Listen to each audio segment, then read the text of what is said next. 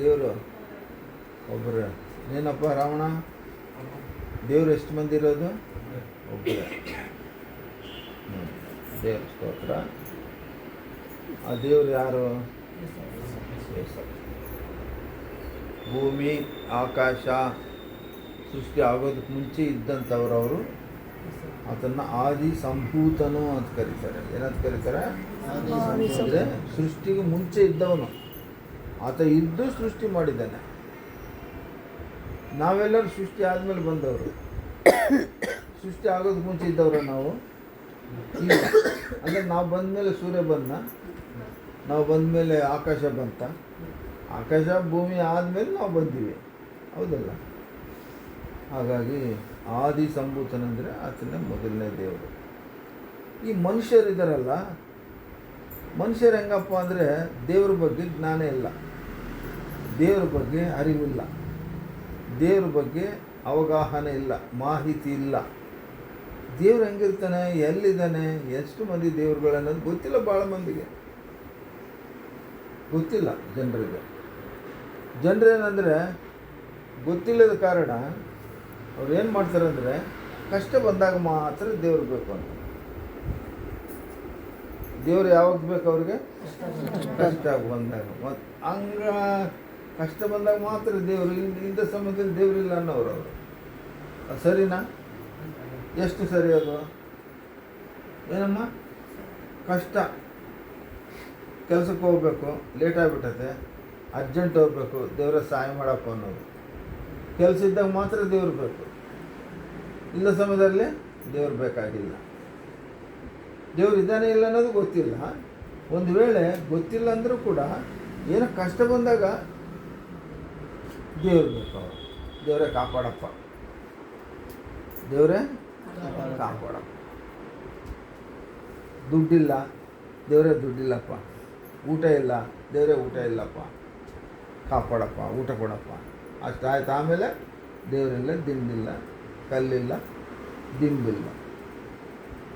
ಆಗಿರಬಾರ್ದು ಮನುಷ್ಯನ ಯಾವಾಗಲೂ ಅರಿವು ಇರಬೇಕು. ಮನುಷ್ಯನಿಗೆ ಏನು ಜ್ಞಾನ ಇರಬೇಕು.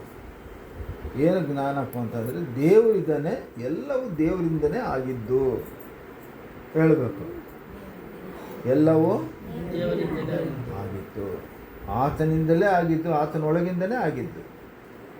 ಆತನೇ ಯೇಸು ಕ್ರಿಸ್ತ, ಕರ್ತನು, ಸೃಷ್ಟಿಕರ್ತನು. ಕರ್ತನು ಅಂದರೆ ಸೃಷ್ಟಿಕರ್ತನು. ಸಣ್ಣದಾಗಿ ಹೇಳೋದು ಕರ್ತನು ಅಂತ. ಸೃಷ್ಟಿಕರ್ತನು ಹೇಳೋದಕ್ಕೆ ಕೆಲವರು ಏನು ಹೇಳ್ತಾರೆ? ಕರ್ತನು ಅಂದ್ಬಿಡ್ತಾರೆ. ಹೌದಾ? ಈಗ ಇವತ್ತು ನಾವು ಬೈಬಲ್ನಿಂದ ಏನು ಕಲಿತೀವಿ ಅಂದರೆ ಆದಾಗ ಊಟ ಬೇಕು ಅಂದಂಗೆ ಇರಬಾರ್ದು. ನಾವು ಎಲ್ಲ ವೇಳೆಯಲ್ಲಿ ದೇವರು ನಮ್ಮನ್ನು ಸೃಷ್ಟಿ ಮಾಡಿದ ಆತನು, ದೇವರಿದ್ದಾನೆ. ಏನೇ ಆಗಿದೆ ಪ್ರಪಂಚದಲ್ಲಿ ಎಲ್ಲವೂ ಕೂಡ ದೇವರಿಂದನೇ ಆಗಿರೋದು. ಆ ದೇವರೇ ಕರ್ತನು, ಆ ಕರ್ತನೇ ಸೃಷ್ಟಿಕರ್ತನು, ಆ ಸೃಷ್ಟಿಕರ್ತನೇ ಯೇಸು ಕ್ರಿಸ್ತನು ಅಂತೇಳಿ ನಾವು ತಿಳ್ಕೊಂಡು ಆತನಿಗೆ ಕೃತಜ್ಞತೆ ಹೇಳುವರಾಗಿ ನಾವು ಜೀವಿಸಬೇಕು. ಪ್ರತಿಯೊಂದು ವಿಷಯದಲ್ಲಿ ಆತನಿಗೆ ನಾವು ಕೃತಜ್ಞತೆ ಹೇಳಬೇಕು. ಸ್ತೋತ್ರ ಸ್ವಾಮಿ, ನೀನು ಕಾಪಾಡಿದೆಪ್ಪ. ಕರ್ತನೇ ನೀನು ಸ್ತೋತ್ರ ಸ್ವಾಮಿ. ದೇವ ನಿನಗೆ ಸ್ತೋತ್ರ. ಏಸಪ್ಪ ನಿನಗೆ ಸ್ತೋತ್ರ. ಪ್ರತಿಯೊಂದು ವಿಷಯದಲ್ಲಿ ಆತನಿಗೆ ನಾವು ಕೃತಜ್ಞತೆಗಳನ್ನು ಸಲ್ಲಿಸಬೇಕು. ಈಗ ದೇವರು, ಭಾಳ ಮಂದಿ ದೇವರುಗಳಿದ್ದಾರೆ ಲೋಕದಲ್ಲಿ. ಅವ್ರೇನಂದರೆ ನನಗೆ ನಿಂಬೆಹಣ್ಣು ಬೇಕು, ನನಗೆ ಅದು ಬೇಕು, ನನಗೆ ಕೋಳಿ ಬೇಕು, ನನ್ನ ತೆಂಗಿನಕಾಯಿ ಬೇಕು. ದೇವ್ರು ಕೇಳ್ತಾನ? ಕೇಳಿದ್ರೆ ಬಂದು ತಗೊತಾನೆ ದೇವರು. ಈಗ ನೀನು ನನಗೆ ಏನಾದರೂ ಕೊಟ್ಟಿಯಮ್ಮ, ಹಣ್ಣು ಕೊಟ್ಟು ನಿನ್ನ ಕೈಯಲ್ಲಿ ಕೊಟ್ಟರೆ ನಾನು ತೊಗೊತೀನಲ್ಲ, ತೊಗೊತೀನಿಲ್ಲ. ನೀನು ದುಡ್ಡು ಕೊಟ್ಟರೆ ನಾನು ತೊಗೊತೀನಿಲ್ಲ. ದೇವ್ರು ಬಂದು ತೊಗೊತಾನ? ದೇವ್ರು ನೋಡಿದವ್ರು ಯಾರು ನೋಡಿಲ್ಲ. ಮತ್ತು ದೇವರು ಕೈಯಿಂದ ತೊಗೊತಾನ? ಅಂದರೆ ದೇವರು ನಮ್ಮಿಂದ ಯಾವ ವಸ್ತು ಕೇಳೋದಿಲ್ಲ. ಬೆಳ್ಳಿ ಕೇಳೋದಿಲ್ಲ, ಬಂಗಾರ ಕೇಳೋದಿಲ್ಲ, ದುಡ್ಡು ಕೇಳೋದಿಲ್ಲ, ಬಟ್ಟೆ ಕೇಳೋದಿಲ್ಲ, ನಿಂಬೆಹಣ್ಣು ಕೇಳೋದಿಲ್ಲ, ತೆಂಗಿನಕಾಯಿ ಕೇಳೋದು, ಏನೇನು ಕೇಳೋದಿಲ್ಲ ದೇವರು. ಆದರೆ ದೇವರು ಏನು ಕೇಳ್ತಾನಪ್ಪ ನಮ್ಮಿಂದ ಅಂತಂದರೆ, ಏನು ಕೇಳ್ತಾನಂದರೆ ದೇವರಿಗೆ ನಾವು ಸ್ತೋತ್ರ ಹೇಳಬೇಕು. ಏನು ಹೇಳಬೇಕು? ದೇವರಿಗೆ ನಾವು ಕೃತಜ್ಞತೆ ಸಲ್ಲಿಸಬೇಕು. ಏನು ಸಲ್ಲಿಸಬೇಕು? ಕೃತಜ್ಞತೆ ಅಂದರೆ ಈಗ ಯಾರನ್ನು ಪೆನ್ ಕೊಡ್ತಾರೆ ನಮಗೆ ಬರೀಲಿಕ್ಕೆ, ಅವ್ರ ಪೆನ್ ವಾಪಸ್ ಕೊಟ್ಟಾಗ ಏನು ಹೇಳ್ತೀವಿ? ಥ್ಯಾಂಕ್ಸ್. ಅದೇ ಕೃತಜ್ಞತೆ. ಸರಿ, ಬರೀ ಪೆನ್ ಕೊಟ್ಟರೆ ನಾವು ಥ್ಯಾಂಕ್ಸ್ ಹೇಳ್ತೀಯಲ್ಲ ನೀನು. ಈಗ ನಾಳೆ ಯಾವನೋ ಬಂದು ನೀವು 1-2 ಪ್ಲೇಟ್ ಇಡ್ಲಿ ಕೊಡ್ತಿದ್ದ, ಅವ್ನು ಸುಮ್ಮನೆ ಹೋಗಂತೀಯ? ಬುದ್ಧಿ ಐತಿಲ್ಲ, ನೀವು ಇಡ್ಲಿ ಕೊಡಿಸಿ ಅಂತೀಯ? ಏನಂತೀ? ಎಷ್ಟು ನಮ್ಗೆ ಸಂತೋಷ ಆಗ್ತದೆ. ಥ್ಯಾಂಕ್ಸ್ ಅಣ್ಣ, ಇಡ್ಲಿ ಕೊಡ್ತಿದ್ದೆ ಅಣ್ಣ ಹಸಿವಾಗ್ತಿತ್ತು ಅಣ್ಣ. ಕಲಿತೀಮಪ್ಪ, ನಾವು ಆಕಳು ಹಾಕ್ತಂಬಿಂದ ನಾನು ಇಡ್ಲಿ ಇಪ್ಪಿಸ್ತೀವಣ್ಣ, ಆಕಳಿಗೆ ತೀರಿಸ್ತೀವಣ್ಣ, ಸಾಕು ಥ್ಯಾಂಕ್ಸ್ ಅಣ್ಣ. ರಾಮ ಏನು ಹೇಳ್ಬೇಕು ನಾವು? ಥ್ಯಾಂಕ್ಸ್ ಹೇಳ್ಬೇಕು. ಏನು ಹೇಳ್ಬೇಕು? ಏನು ಹೇಳ್ಬೇಕಮ್ಮ?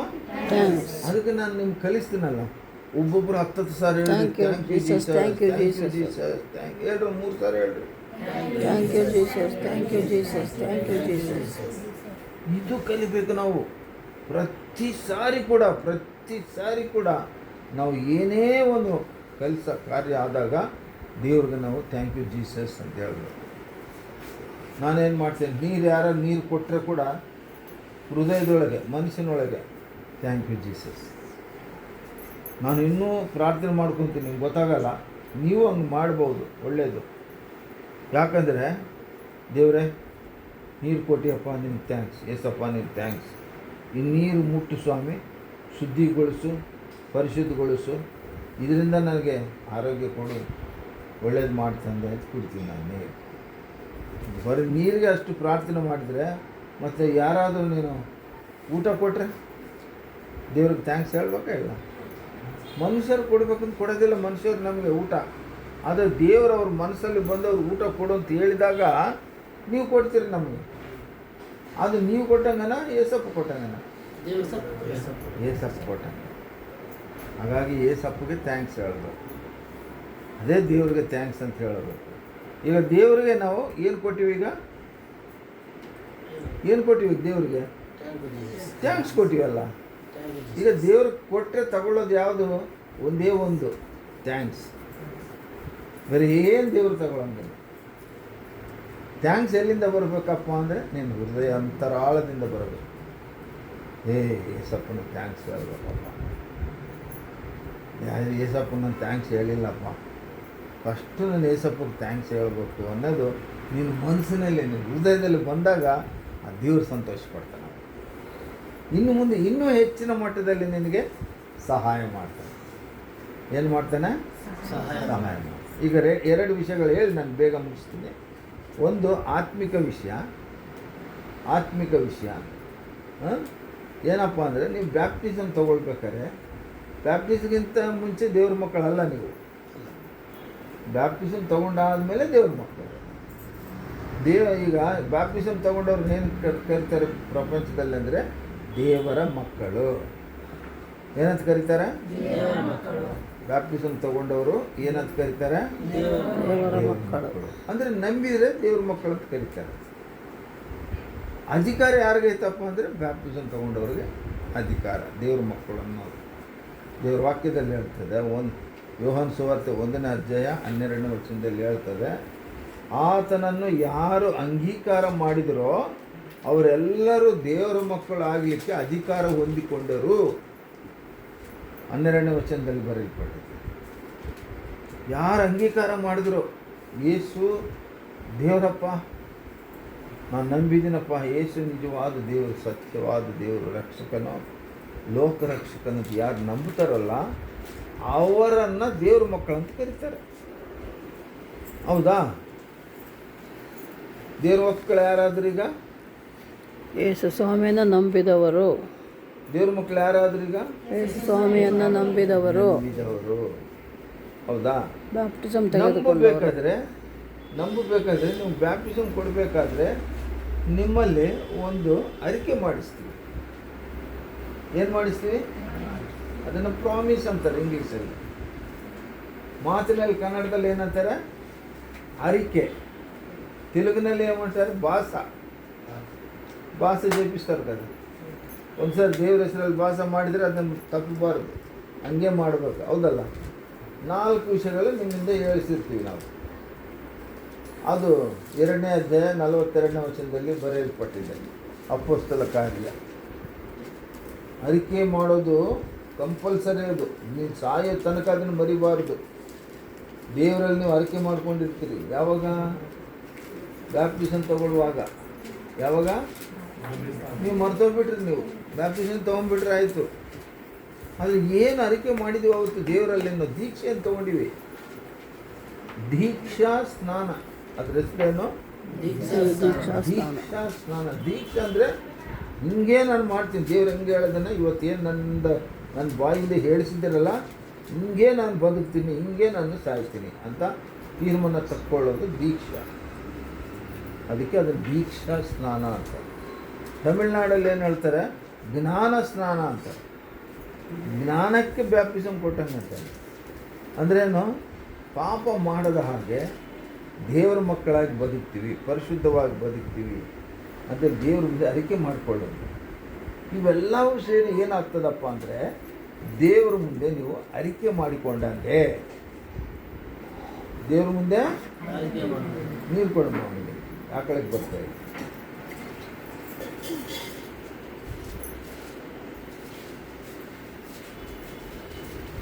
ಮತ್ತು ಅರಿಕೆ ಮಾಡಿದಂಗೆ ಮಾಡಿದ್ರೆ ನೀವು ಅರಿಕೆ ಏನು ಮಾಡಿದ್ರಿ? 4 ವಿಷಯಗಳು ಮಾಡಿದ್ದೀವಲ್ಲಿ. ಏನು? ಅಪೊಸ್ತಲ ಕಾರ್ಯಗಳು 2ನೇ ಅಧ್ಯಾಯ 42ನೇ ವಾಕ್ಯ. ಬೇಗ ನೀವು ಅರಿಕೆ ಅಪೊಸ್ತಲ ಕಾರ್ಯಗಳು 2ನೇ ಅಧ್ಯಾಯ 42ನೇ ವಾಕ್ಯ ಓದಪ್ಪ.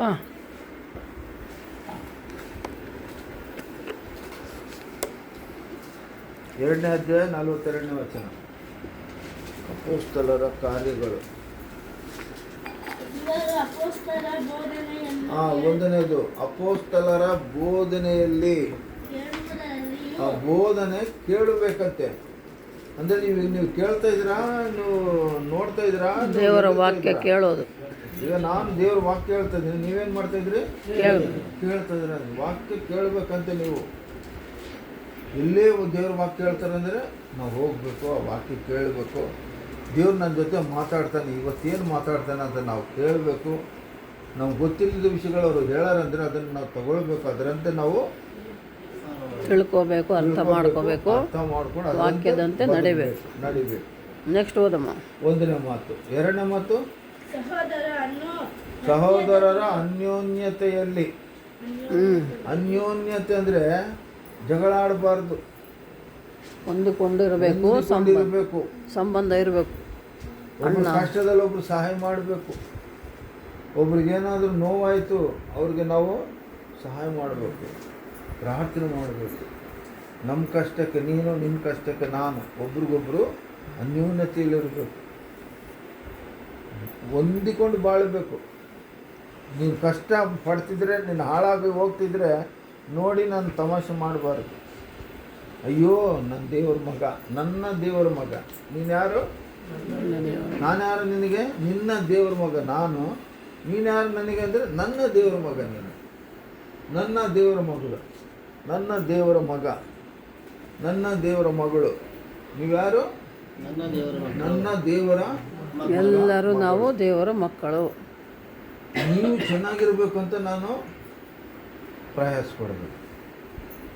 ನೀವು ಹಾಳಾಗಿ ಹೋಗ್ತಿದ್ರೆ ನಮ್ಮ ಕೈಲಾದಷ್ಟು ಸಹಾಯ ಮಾಡಬೇಕು. ನಿಮಗಾಗಿ ನಾವು ಪ್ರಾರ್ಥನೆ ಮಾಡಬೇಕು, ಹೊಂದಿಕೊಂಡು ಹೋಗಬೇಕು. ನೀವು ಯಾರನ್ನು ಬೈಯಕ್ಕೆ ಬಂದರು, ಹೊಡಿಲಿಕ್ಕೆ ಬಂದರು, ಯಾರು ಜಗಳಕ್ಕೆ ಬಂದರು, ಒಬ್ರಿಗೊಬ್ರು ನಾವೆಲ್ಲ ಒಂದಾಗಿರಬೇಕು. ಎಲ್ಲರ ಐಕ್ಯಮತ್ಯದಿಂದ ಇರಬೇಕು, ಎಲ್ಲರೂ ಒಗ್ಗಟ್ಟಾಗಿರಬೇಕು. ನಾವು ಇದು ದೇವರು ಹೇಳ್ತಿರೋ ಅನ್ಯೋನ್ಯತೆ. ಅಂದರೆ ಕಲ್ತು ನಿಲ್ತಿರಬೇಕು. ಬರೀ ನೀನು ಕೊಟ್ಟರೆ ಮಾತ್ರ ತಿನ್ನೋದು ಒಳ್ಳೆಯವನು, ನೀನು ಕೊಡಲಿಲ್ಲ ಯಾವನ ಬೆಳಿಗ್ಗೆ ನನ್ನ ಮಗ ಒಂದು ಒಂದು ಒಂದು ಗ್ಲಾಸ್ ನೀರು ಕೊಡಲ್ಲ ಅವನು, ಬೈಯೋದು ಹಿಂಗೆಲ್ಲ ಮಾಡಬಾರ್ದು ನಾವು. ಕೊಡಲಿ ಬಿಡಲಿ, ನಿನಗಾಗಿ ದೇವರೇ ತಮ್ಮನ್ನು ಕಾಪಾಡು. ಏಸಪ್ಪ ಡೇವಿಡ್ ನಾರಾಯಣನ ಕಾಪಾಡು. ಏಸಪ್ಪ ಡೇವಿಡ್ ನಾರಾಯಣನ್ನ ತಮ್ಮನ್ನು ಜೊತೆಪಡಿಸಿ ಕೊಟ್ಟಂಥ ಪ್ರೀತಿಯ ಮಕ್ಕಳನ್ನು ಕಾಪಾಡಪ್ಪ. ರಾಮನನ್ನು ಕಾಪಾಡಪ್ಪ, ರಾಮನ ಹೆಂಡತಿನ ಕಾಪಾಡಪ್ಪ, ಅವರಿಬ್ಬರು ಜೊತೆಪಡಿಸ್ಕೊಟ್ಟಂಥ ಮಕ್ಕಳನ್ನ ಕಾಪಾಡಪ್ಪ, ತಿಮ್ಮಪ್ಪನ ಕಾಪಾಡಪ್ಪ. ತಿಮ್ಮಪ್ಪ ಇಬ್ಬರು ಮಕ್ಕಳು ಕೊಟ್ಟಿದ್ದ ತಂದೆ, ಚಿಕ್ಕ ಮಕ್ಕಳಪ್ಪ ಅವರು, ಒಂದೂ ಗೊತ್ತಿಲ್ಲ ಮಕ್ಕಳು. ಬೆಳಿಬೇಕಾದ್ರೆ ಅವ್ರನ್ನ ಚೆನ್ನಾಗಿ ಬೆಳೆಸ್ತಂದೆ, ಆರೋಗ್ಯ ಕೊಡಪ್ಪ. ಅನ್ನಮ್ಮ ಕಾಪಾಡ್ತಂದೆ, ಅನ್ನಮ್ಮನ ಕಾಪಾಡು. ಅನ್ನಮ್ಮನ ಪ್ರೀತಿಸ್ಕೊಟ್ಟಂಥ ಮಗಳು ಮಗ ಅವರು ಕೂಡ ಚೆನ್ನಾಗಿರಬೇಕು. ನಾವು ಹಿಂಗೆ ಬಯಸ್ಬೇಕು, ನಾವು ಹಾಳಾಗಬೇಕು ಅಂತ ಹೇಳ್ಬಾರ್ದು. ನಾವು ಇದು ನಾವು ಅರಿಕೆ ಮಾಡ್ಕೊಂಡಿದ್ದು. ಅನ್ಯೋನ್ಯತೆಯಲ್ಲಿ ಇರಬೇಕಂದ್ರೆ ನಾವು ಒಬ್ರಿಗಾಗಿ ಒಬ್ಬರು ಪ್ರಾರ್ಥನೆ ಮಾಡೋರಾಗಿ, ಒಬ್ರಿಗಾಗಿ ಒಬ್ಬರು ಒಳ್ಳೆಯದನ್ನು ಬಯಸೋರಾಗಿರಬೇಕು. ಮೂರನೇದು ರೊಟ್ಟಿ ಮುರಿಯೋದಂದರೆ ಇವತ್ತು ಏನಿಟ್ಟಿದ್ವಿ ಮೇಲೆ ರೊಟ್ಟಿ ದ್ರಾಕ್ಷಾರಸ, ಇದನ್ನು ಮುರಿಬೇಕು. ತಿಂಗಳಿಗೊಂದ್ಸಲ ನಾವೇನು ಮುರಿತೀವಿ. ರೊಟ್ಟಿ ಅಂದರೆ ಏನಪ್ಪ ಅಂದರೆ ಯೇಸು ಕ್ರಿಸ್ತನ ಶರೀರ. ದ್ರಾಕ್ಷರಸ ಏನಂದರೆ ಯೇಸು ಕ್ರಿಸ್ತನ ಪವಿತ್ರವಾದ ರಕ್ತ. ಅಂದರೆ ಯೇಸಪ್ಪ ಹೇಳ್ತಾನೆ, ನನ್ನ ರೊಟ್ಟಿ ತಿಂದು ನನ್ನ ಮಾಂಸ ತಿಂದು ನನ್ನ ರಕ್ತ ಯಾರು ಕುಡಿತಾರೋ ಅವ್ರಿಗೆ ನಿತ್ಯ ಜೀವ. ಇದು ಮಾಡಲೇಬೇಕು ಅಂತ ಹೇಳಿದಾನೆ ಸ್ವಾಮಿ. ಇದನ್ನು ತಪ್ಪಿಸಬಾರ್ದು. ಎಷ್ಟು ಪರಿಸ್ಥಿತಿ ಬಂದರೂ ತಪ್ಪಿಸಬಾರ್ದು. ಒಂದೊಳ್ಳೆ ನಿನ್ನ ಸಾಯೋ ಪರಿಸ್ಥಿತಿ ಬಂದಿದ್ದರೆ ನಾವೇ ಬಂದು ನಿನಗೆ ಹಾಸಿಗೆ ಮೇಲೆ ಕೊಡ್ತೀವಿ. ಆದರೆ ಇದನ್ನು ಮಾತ್ರ ತಪ್ಪಿಸ್ಬಾರ್ದು. ಅಲ್ಲಲ್ಲೂಯ್ಯ, ಇದನ್ನು ತಪ್ಪಿಸಬಾರ್ದು. ಎಂಥ ಪರಿಸ್ಥಿತಿ ಬಂದರೂ ಇದು ತಪ್ಪಿಸಿದರೆ ಪಾಪ. ರೊಟ್ಟಿ ದ್ರಾಕ್ಷಾರಸ ತಗೊಳ್ಳೇಬೇಕು. ಇದು ಆಜ್ಞೆ ದೇವ್ರು ಕೊಟ್ಟಿರೋದು. ನಾನು 2ನೇ ಸಾರಿ ಬರ್ತೀನಿ ಭೂಲೋಕಕ್ಕೆ, ಅಲ್ಲಿ ತನಕ ನೀವು ತಗೊಳ್ಳಿ. ಇಲ್ಲ ನೀನು ಬದುಕಿರೋ ದಿನಗಳು ತೆಗಿ. ಈಗ ನಾವು ಸಾಯ್ತಾ ಇದ್ವಿ, ಸ್ವಾಮಿ ಇನ್ನೂ ಬಂದಿಲ್ಲ, ಸತ್ತೋಗ್ತಿ, ಸಾಯೋ ತನಕ ತಗೋ. ಇನ್ನು ಬದುಕಿದ್ವಿ, ಸ್ವಲ್ಪ ಬಂದುಬಿಟ್ಟ 2ನೇ ಸಾರಿ ಬರುವಾಗ, ಆತ ಬರುವ ತನಕ ಇದನ್ನು ನಾವು ತಗೊಳ್ಬೇಕು. ತಪ್ಪಿಸಬಾರ್ದು. ತಪ್ಪಿಸಬಾರದು. ತಪ್ಪಿಸಿದ್ರೆ ಆಜ್ಞೆಗೆ ಅತಿಕ್ರಮ. ಮೊದಲನೇ ಪಾಪ ಏನು? ಆಜ್ಞಾ ಅತಿಕ್ರಮ ಪಾಪ. ಅಂದ್ರೆ ದೇವ್ರ ಹಣ್ಣು ತಿನ್ನೋ ಅಂದಿದ್ನ, ತಿನ್ಬೇಡ ಅಂದಿದ್ನ? ತಿನ್ನಬೇಡ ಅಂದಿದ್ದ ಆಜ್ಞೆ ಅಲ್ಲ. ನಾವೇನು ಮಾಡ್ತೀವಿ? ದೇವರು ಮಾಡು ಅಂದಿದ್ದನ್ನ ಮಾಡ್ತಾ ಇಲ್ಲ, ಮಾಡಬೇಡ ಅಂದಿದ್ದನ್ನ ಮಾಡ್ತಾ. ಹಂಗೆ ಮಾಡಬಾರ್ದು. ಮಾಡು ಅಂದಿದ್ದನ್ನು ಮಾಡಬೇಕು, ಮಾಡಬೇಡ ಅಂದಿದ್ದನ್ನು ಮಾಡಬಾರ್ದು. ವಿರುದ್ಧ ಮಾಡಿದರೆ ಪಾಪ. ಈಗ ಇದು ನಾನು ಬರೋ ತನಕ ಇದನ್ನು ತಿಂದು ಕುಡೀರ ಅಂತ ಹೇಳಿದ್ದು, ಪಾನ ಮಾಡಿರಿ ಅಂತ ಹೇಳಿದ. ನಾನು ಎಲ್ಲಿವರೆಗೆ ತಿನ್ಬೇಕಂತ ರೊಟ್ಟಿ ದ್ರಾಕ್ಷಾರಸ? ಬರೋದವರೆಗೆ. ತಪ್ಪಿಸಿದರೆ ಪಾಪ, ಇದು ಬಿಟ್ಟರೆ ಪಾಪ. ನೀನು ಎಲ್ಲೇರಿ ನಿನ್ನ ಪ್ರಪಂಚದಲ್ಲಿ ಈ ಕಾರ್ಯಕ್ರಮಕ್ಕೆ ಬಂದುಬಿಡ್ಬೇಕು. ತಪ್ಪಿಸೋದಂದ್ರೆ ನಿನ್ನಲ್ಲಿ ಭಯ ಬರಬೇಕು, ಭಕ್ತಿ ಬರಬೇಕು. ನಾನೇನಾಗ್ಬಿಡ್ತೇನೆ, ನನ್ನ ಶಾಪ ಬಂದುಬಿಡ್ತೇನೆ, ದೇವ್ರ ವಾಗ್ದಾನ, ದೇವರ ಆಜ್ಞೆಗೆ ನಾನು ವಿರುದ್ಧವಾಗಿ ಹೋಗಿ ಎದುರು ಹೋಗ್ಬಿಡ್ತೀನಲ್ಲ. ಮಾಡು ಅಂದಾಗ ಮಾಡಬೇಕು, ಇದನ್ನು ತಿನ್ನು ಅಂದಾಗ ತಿನ್ನಬೇಕಲ್ಲ. ತಿಂದಿಲ್ಲ ಅಂದರೆ ಶಾಪ, ಪಾಪ. ಹಾಗಾಗಿ 3ನೇದೇನೆಂದರೆ ರೊಟ್ಟಿ ಮುರಿಯುವುದರಲ್ಲಿ ಹೇಳಬೇಕು. ಏನು 3ನೇದು? ರೊಟ್ಟಿ ಮುರಿಯುವುದರಲ್ಲಿ. ಮುರಿಯೋದಂದ್ರೆ ಏನು? ಮುರಿಯೋದಂದರೆ ರೊಟ್ಟಿನ ಹಿಂಗೆ ಮುರಿತೀವಲ್ಲ. ಮುರಿಯೋದಂದರೆ ಅರ್ಥ ಏನು? ನಾವು ಜಜ್ಜಲ್ಪಟ್ಟವರಾಗಿ, ಮುರಿದ ಮನಸ್ಸು ಇದ್ದವರಂಥವರಾಗಿ, ದೇವರ ಮುಂದೆ ತಗ್ಗಿಸಿಕೊಂಡವರಾಗಿ, ಅಹಂಕಾರದಿಂದ ಇರಬಾರ್ದು. ಆತನ ಮುಂದೆ ನಾವು ತಗ್ಗಿಸಿಕೊಂಡು, ಬಗ್ಗಿಸಿಕೊಂಡು, ದೇವಾ ನನಗಾಗಿ ನೀನು ಶಿಲುಬೆಯಲ್ಲಿ ಮರಣ ಹೊಂದಿದೆಯಪ್ಪ, ನನಗಾಗಿ ನೀನು ಪ್ರಾಣ ಕೊಟ್ಟಿಯಪ್ಪ, ನನಗಾಗಿ ನೀನು ರಕ್ತ ಸುರಿಸಿದೀಯಪ್ಪ, ನನಗಾಗಿ ನೀನು ಶಿಲುಬೆಯಲ್ಲಿ ಸತ್ತಿಯಪ್ಪ ಅನ್ನೋ ಮನಸ್ಸು ನಮ್ಮಲ್ಲಿ ಬರಬೇಕು. ಏಸಪ್ಪ ನಿನಗಾಗಿ ಶಿಲುಬೆಯಲ್ಲಿ ಪ್ರಾಣ ಬಿಟ್ಟಿದ್ದು. ಏಸಪ್ಪ ಶಿಲುಬೆಯಲ್ಲಿ ಯಾರಿಗಾಗಿ ಬಿಟ್ಟಿದ್ದು? ನನಗಾಗಿ. ಪ್ರತಿಯೊಬ್ಬರು ಹೇಳ್ಕೋಬೇಕು, ನನಗಾಗಿ ಅಂತ. ಯಾರಿಗಾಗಿ ಪ್ರಾಣ ಬಿಟ್ಟಿದ್ದು? ನನಗಾಗಿ. ಮತ್ತು ಅಂಥ ದೊಡ್ಡ ಕಾರ್ಯ ಆತ ಮಾಡಿದ್ದಾನೆ. ಮತ್ತೆ ಅದನ್ನು ನೆನೆಸ್ಕೋಬೇಕೋ ಬೇಡ? ನಾವು ನೆನೆಸ್ಕೊಳ್ಬೇಕಲ್ಲ. ಅದು ನೆನೆಸ್ಕೋಬೇಕು. ಆತನ ಶರೀರ ಮುರಿತರು ಶಿಲುಬೆಯಲ್ಲಿ, ಪಂಚ ಗಾಯಗಳು ಮಾಡಿದರು, ಕಾಲಿಂದ ಒದ್ದರು, ಚಾಟಿಂದ ಹೊಡಿದರು, ಗುದ್ದಿದರು, ಉಗುಳಿದರು, ಬೈದರು, ಬರ್ಚಿಯಿಂದ ಚುಚ್ಚುತ್ತಾರೆ ಪಕ್ಕಕ್ಕೆ. ಇಷ್ಟೆಲ್ಲ ಆತ ಮಾಡಿಸ್ಕೊಂಡ. ಆದರೂ ಮೌನಿಯಾಗಿದ್ದ. ಯಾಕರಲ್ಲೇ ಮಾಡಿ ನಾವಾದರೆ ಏನಂತೀವಿ?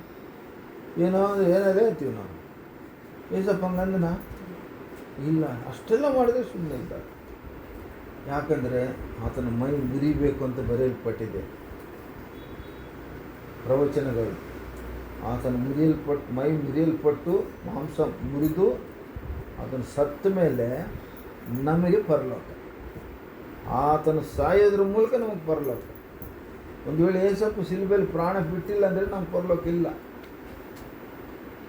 ಆತನು ನನಗಾಗಿ ನಾನು ಪರಲೋಕಕ್ಕೆ ಹೋಗಬೇಕು ಅನ್ನೋದಕ್ಕೋಸ್ಕರ ಆತನ ಶಿಲುಬೆಯಲ್ಲಿ ಪ್ರಾಣ ಬಿಟ್ಟು ಸತ್ತು ಉಣಲ್ಪಟ್ಟು ಸಮಾಧಿ ಮಾಡಲ್ಪಟ್ಟು 3ನೇ ದಿನ ಜೀವಂತವಾಗಿ ಎದ್ದು ಬಂದ, ಸಾವನ್ನು ಗೆದ್ದುಕೊಂಡು ಬಂದ, ಮರಣವನ್ನು ಗೆದ್ದುಕೊಂಡು ಬಂದ, ಪುನರುತ್ಥಾನನಾಗಿ ಬಂದ.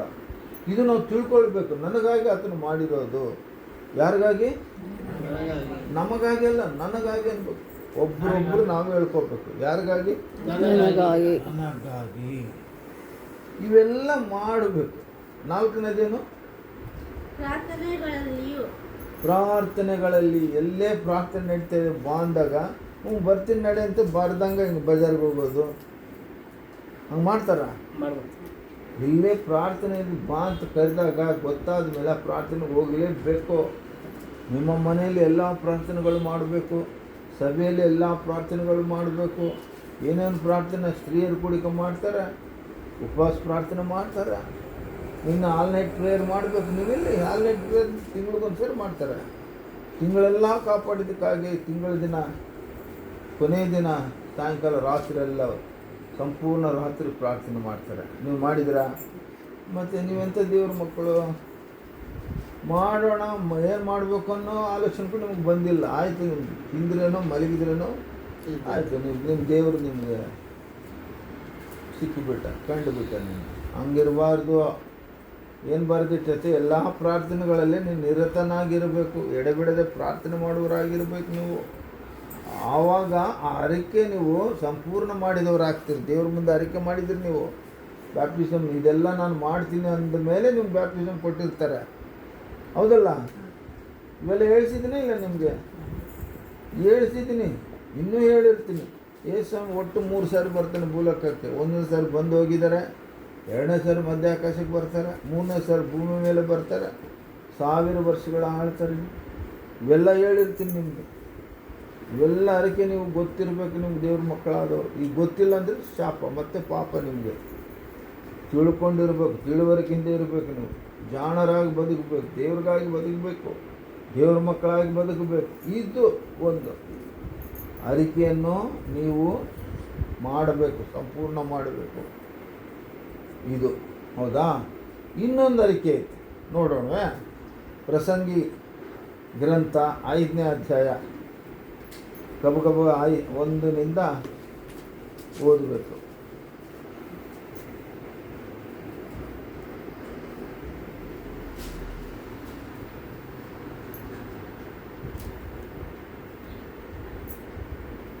ಪ್ರಸಂಗಿ 5ನೇ ಅಧ್ಯಾಯ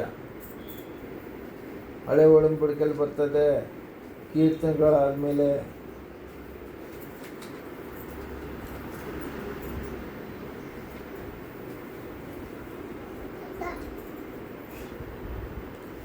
ತೆಗೆದ್ರೆ ಅದೇ ಕಂಟಿನ್ಯೂ ಮಾಡಿ. 2:42 ವಾಕ್ಯ.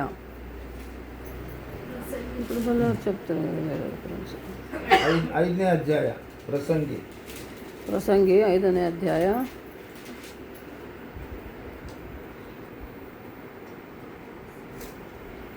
ದೇವಸ್ಥಾನಕ್ಕೆ ಹೋಗುವಾಗ ನೀನು ಹೆಜ್ಜೆಯನ್ನು ಗಮನಿಸು. ದೇವಸ್ಥಾನಕ್ಕೆ ನೀನು ಹೋಗುವಾಗ ನಿನ್ನ ಹೆಜ್ಜೆಯನ್ನು ನೀನು ಗಮನಿಸು. ದೇವಸ್ಥಾನಕ್ಕೆ ಹೆಂಗೆ ಬರ್ಬೇಕು ನೀನು? ಚರ್ಚ್ಗೆ ಹೆಂಗೆ ಬರ್ಬೇಕು ನೀನು ಕೃತಜ್ಞತಾ ಭಾವನೆಯಿಂದ ಬರ್ಬೇಕು. ದೇವ್ರಿಗೆ ಇವತ್ತು ನಾನು ಹೋಗ್ತೀನಿ, ಪ್ರಾರ್ಥನೆ ಮಾಡ್ತೀನಿ, ನಾನು ದೇವ್ರು ನನಗೆ ಮಾಡಿದ ಎಲ್ಲ ಮೇಲು ಉಪಕಾರಗಳಿಗೆ ನಾನು ಥ್ಯಾಂಕ್ಸ್ ಹೇಳ್ತೀನಿ, ಬರ್ತೀನಿ ಅಂತೇಳಿ ನೀನು ಸ್ನಾನ ಮಾಡಿಕೊಂಡು ಪರಿಶುದ್ಧವಾಗಿ ಪವಿತ್ರವಾಗಿ ಬರಬೇಕು. ಚರ್ಚಿಗೆ ಬರ್ತೀನಿ ಅಂತಂದರೆ, ಹೌದಲ್ಲ? ಕೆಲವೊಂದು ಸಲ ನಾವು ಸ್ನಾನನೇ ಮಾಡಿಲ್ಲ, ಮಕ್ಕನೇ ತೊಳ್ಕೊಂಡಿರಲ್ಲ, ಚರ್ಚಿಗೆ ಬಂದಿರ್ತೀವಿ. ಅದಲ್ಲ, ನಿನ್ನನ್ನು ನೀನು ಗಮನಿಸ್ಕೊಳ್ಬೇಕು. ಓದು. ಮೂಢರ ಯತ್ನಕ್ಕಿಂತ ಸನ್ನಿಧ್ಯಕ್ಕೆ ಬಂದು ಕಿವಿಗೊಳ್ಳುವುದು ಲೇಸು. ಏನಂತೆ? ಸರಿಗೋದು ಮೂಢರ ಯಾಜ್ಞಕ್ಕಿಂತ ಮೂಢರ ಯಜ್ಞಕ್ಕಿಂತ ಹಾಂ ಸನ್ನಿಧಾನಕ್ಕೆ ಸನ್ನಿಧಾನಕ್ಕೆ ಬಂದು ಕಿವಿಗೊಡುವುದು ಲೇಸು ಒಳ್ಳೆಯದು. ಯಾರೋ ಹೇಳೋ ಕಥೆಗಳಿಗಿಂತಲೂ ಅವೆಲ್ಲ ಬಿಟ್ಬಿಡು. ಆ ಕತೆ ಕೇಳ್ಕೊಂಡು ಕೂಡಬೇಡ, ಮಂದಿರಕ್ಕೆ ಬಿಟ್ಟು ಕತೆ ಕೇಳ್ಕೊಂಡು ಕೂಡಬೇಡ, ಸನ್ನಿಧಿಗೆ ಬಾ. ದೇವರ ಸನ್ನಿಧಿಯಲ್ಲಿ ಬಂದಿರುವುದು ಲೇಸು ಅಂತ. ದೇವರ ಸನ್ನಿಧಿ ಕರೀತಾರೆ ಪಾದ ಏಸಪ್ಪನ ಪಾದ ಸನ್ನಿಧಿಯಲ್ಲಿ ನಾವು ಬಂದಿರಬೇಕು. ಎಲ್ಲಿಗೆ ಬರ್ಬೇಕು ನಾವು? ಏಸಪ್ಪನ ಪಾದ ಸನ್ನಿಧಿಗೆ ಬರೋದು ಕಲಿಬೇಕು ನಾವು. ಎಲ್ಲದಕ್ಕಿಂತ ಶ್ರೇಷ್ಠವಾದದ್ದು ಆತನ ಸನ್ನಿಧಿಗೆ ಬರೋದು ಇವತ್ತಿನ ದಿನ. ಸನ್ನಿಧಿ ಅಂದ್ರೆ ಹತ್ತಿರ, ಹತ್ತಿರ ಏಸಪ್ಪನ ಹತ್ತಿರಕ್ಕೆ ಬರಬೇಕು, ಚರ್ಚಿಗೆ ಬರಬೇಕು. ಓದಮ್ಮಿ. ತಾವು ಮಾಡುವುದು ಆದಮೆಂದು ಮೂಢರಿಗೆ ಗೊತ್ತಿಲ್ಲ. ತಾವು ಮಾಡುವುದು ಅಧರ್ಮವೆಂದು ಮೂಢರಿಗೆ ಗೊತ್ತಿಲ್ಲ. ಅಂದರೆ ಯೇಸುಸ್ವಾಮಿನ ನಂಬಲಾರದವರು ಅವ್ರು ಏನು ಮಾಡ್ತಾರೆ ಅವ್ರಿಗೇ ಗೊತ್ತಿಲ್ಲ ಅಂತ. ಧರ್ಮ ಅಧರ್ಮ, ಒಳ್ಳೆಯದು ಕೆಟ್ಟದ್ದು ಗೊತ್ತಿಲ್ಲ. ಈಗ ನಾವು ಇಲ್ಲಿ ಬಂದ್ರೇ ಒಳ್ಳೆಯದು ಕೆಟ್ಟದ್ದು ತಿಳ್ಕೊಳ್ಳೋದಲ್ಲ.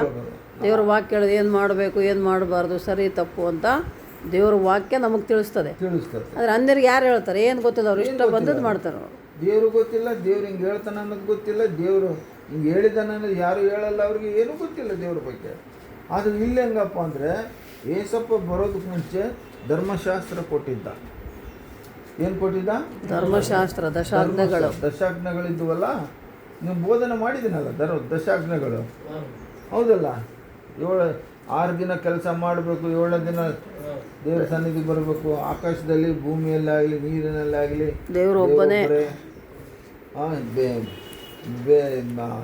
ಸಬ್ಬತ್ ದಿನ ತಪ್ಪಿಸಬಾರ್ದು, ಇಷ್ಟಪಡಬಾರ್ದು, ಬೇರೆಯವರ ವಸ್ತು ಕದಿಬಾರದು, ಕಳ್ಳತನ ಮಾಡಬಾರ್ದು, ಸುಳ್ಳು ಹೇಳಬಾರದು. ಇವೆಲ್ಲ ಹೇಳಿದ್ನಲ್ಲ, ಅದೆಲ್ಲ ಧರ್ಮಶಾಸ್ತ್ರ. ತಂದೆ ತಾಯಿಯನ್ನು ಸನ್ಮಾನಿಸಬೇಕು, ಇವೆಲ್ಲ ಹೇಳ್ಕೊಟ್ಟಿದ್ವಲ್ಲ ನಿಮಗೆ. ಅದು ಧರ್ಮಶಾಸ್ತ್ರ. ನಾವು ಗೊತ್ತಿರಬೇಕು, ಅವೆಲ್ಲ ಗೊತ್ತಿರ್ಬೇಕು. ಹಂಗೆ ಮಾಡಬಾರ್ದು.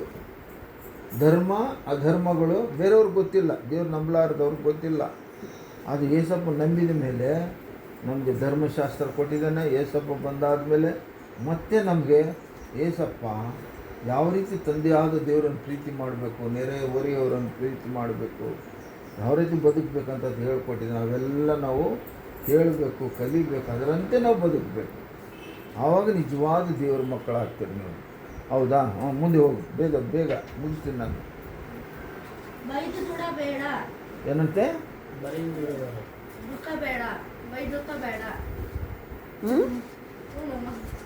ಏನು?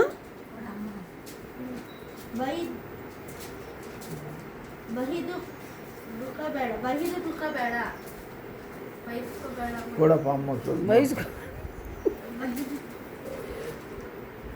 ಏನಪ್ಪ ಮಗನೇ,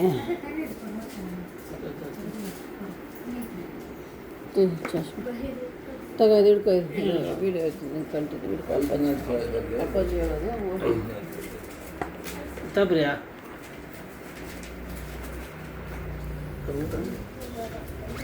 ಯಾವುದು? 5ನೇ ಅಧ್ಯಾಯ ವರ್ಷ ಅದು 1, 2 ಆಯಿತು. 2 ಆಯ್ತಾ?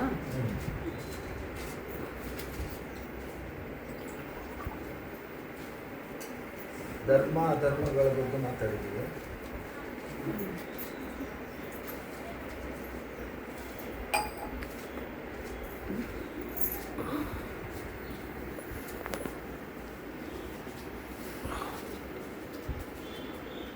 ಬಾಯಿ ದುಡುಕಬೇಡ. ಬಾಯಿ ದುಡ್ಕೋಬೇಡ. ಬಾಯಿ ದುಡುಕಬೇಡ ಅಂದ್ರೆ ಬಾಯಿಗೆ ಬಂದಂಗೆ ಮಾತಾಡಬೇಡ ಕೆಟ್ಟ ಮಾತುಗಳು ಅಂತ. ದುಡ್ಕೋದಂದ್ರೇನು? ಭಾಳ ಅವಸರ ಪಡೋದು, ಬಾಯಿಗೆ ಬಂದಂಗೆ ಮಾತಾಡೋದು. ಬಾಯಿಯನ್ನ ಇಷ್ಟ ಬಂದಾಗ ಮಾತಾಡಬೇಡ, ನಿನ್ನ ಬಾಯಿ ಇಷ್ಟ ಬಂದಾಗ ಮಾತಾಡಬೇಡ ನಿನ್ನ ಬಾಯಿಂದ. ಅದು ದೇವ್ರು ಹೇಳೋ. ದೇವರ ಮುಂದೆ ಮಾತಾಡಲು ನಿನ್ನ ಹೃದಯದಲ್ಲಿ ಆಶೆ ಪಡದಿರುವುದು. ದೇವರು ಆಕಾಶದಲ್ಲಿದ್ದಾನಲ್ಲವೇ, ನೀನು ಭೂಮಿಯಲ್ಲಿದ್ದಿ. ಆದ ಕಾರಣ ನಿನ್ನ ಮಾತುಗಳು ಕೊಂಚವಾಗಿರಲಿ. ಅಂದರೆ ಬಾಯಿಗೆ ಬಂದಾಗ ಬೇಕಾದಂಗೆ ಜಾಸ್ತಿ ಮಾತಾಡಬೇಡ, ಯಾವ ಸಮಯಕ್ಕೆ ಎಷ್ಟು ಬೇಕೋ ಅಷ್ಟೇ ಮಾತಾಡು ಅಂತ. ಕೊಂಚ ಇರ್ಬೇಕು ನಿನ್ನ ಮಾತು. ನಾಲಿಗೆ ಉದ್ದ ಮಾಡಿ ಮಾತಾಡಬೇಡ. ಇಷ್ಟ ಬಂದಾಗ ಮಾತಾಡಬೇಡ ಅಂತದು. ಮಾತಾಡಿ ಬೇರೆ ಮನಸ್ಸು ನೋಯಿಸಬೇಡ. ಎಷ್ಟು ಬೇಕೋ ಅಷ್ಟು ಮಾತಾಡು, ಒಳ್ಳೆಯದೇ ಮಾತಾಡು. ನೀನು ಮಾತಾಡೋ ಮಾತು ಆಶೀರ್ವಾದಕರವಾಗಿರಬೇಕು. ಹಾಂ, ಮುಂದೆ ಕಸೋದು ಒಂದು 2-3 ವರ್ಷ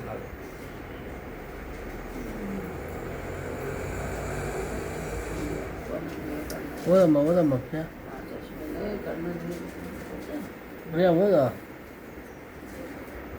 ಕನಸು ಅಲ್ಲ, ಕನಸು ಬಹು ಪ್ರಯಾಸದಿಂದಲೂ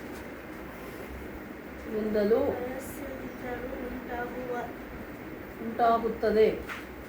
ಕನಸು ಬಹು ಪ್ರಯಾಸದಿಂದಲೇ ಉಂಟಾಗುತ್ತದೆ.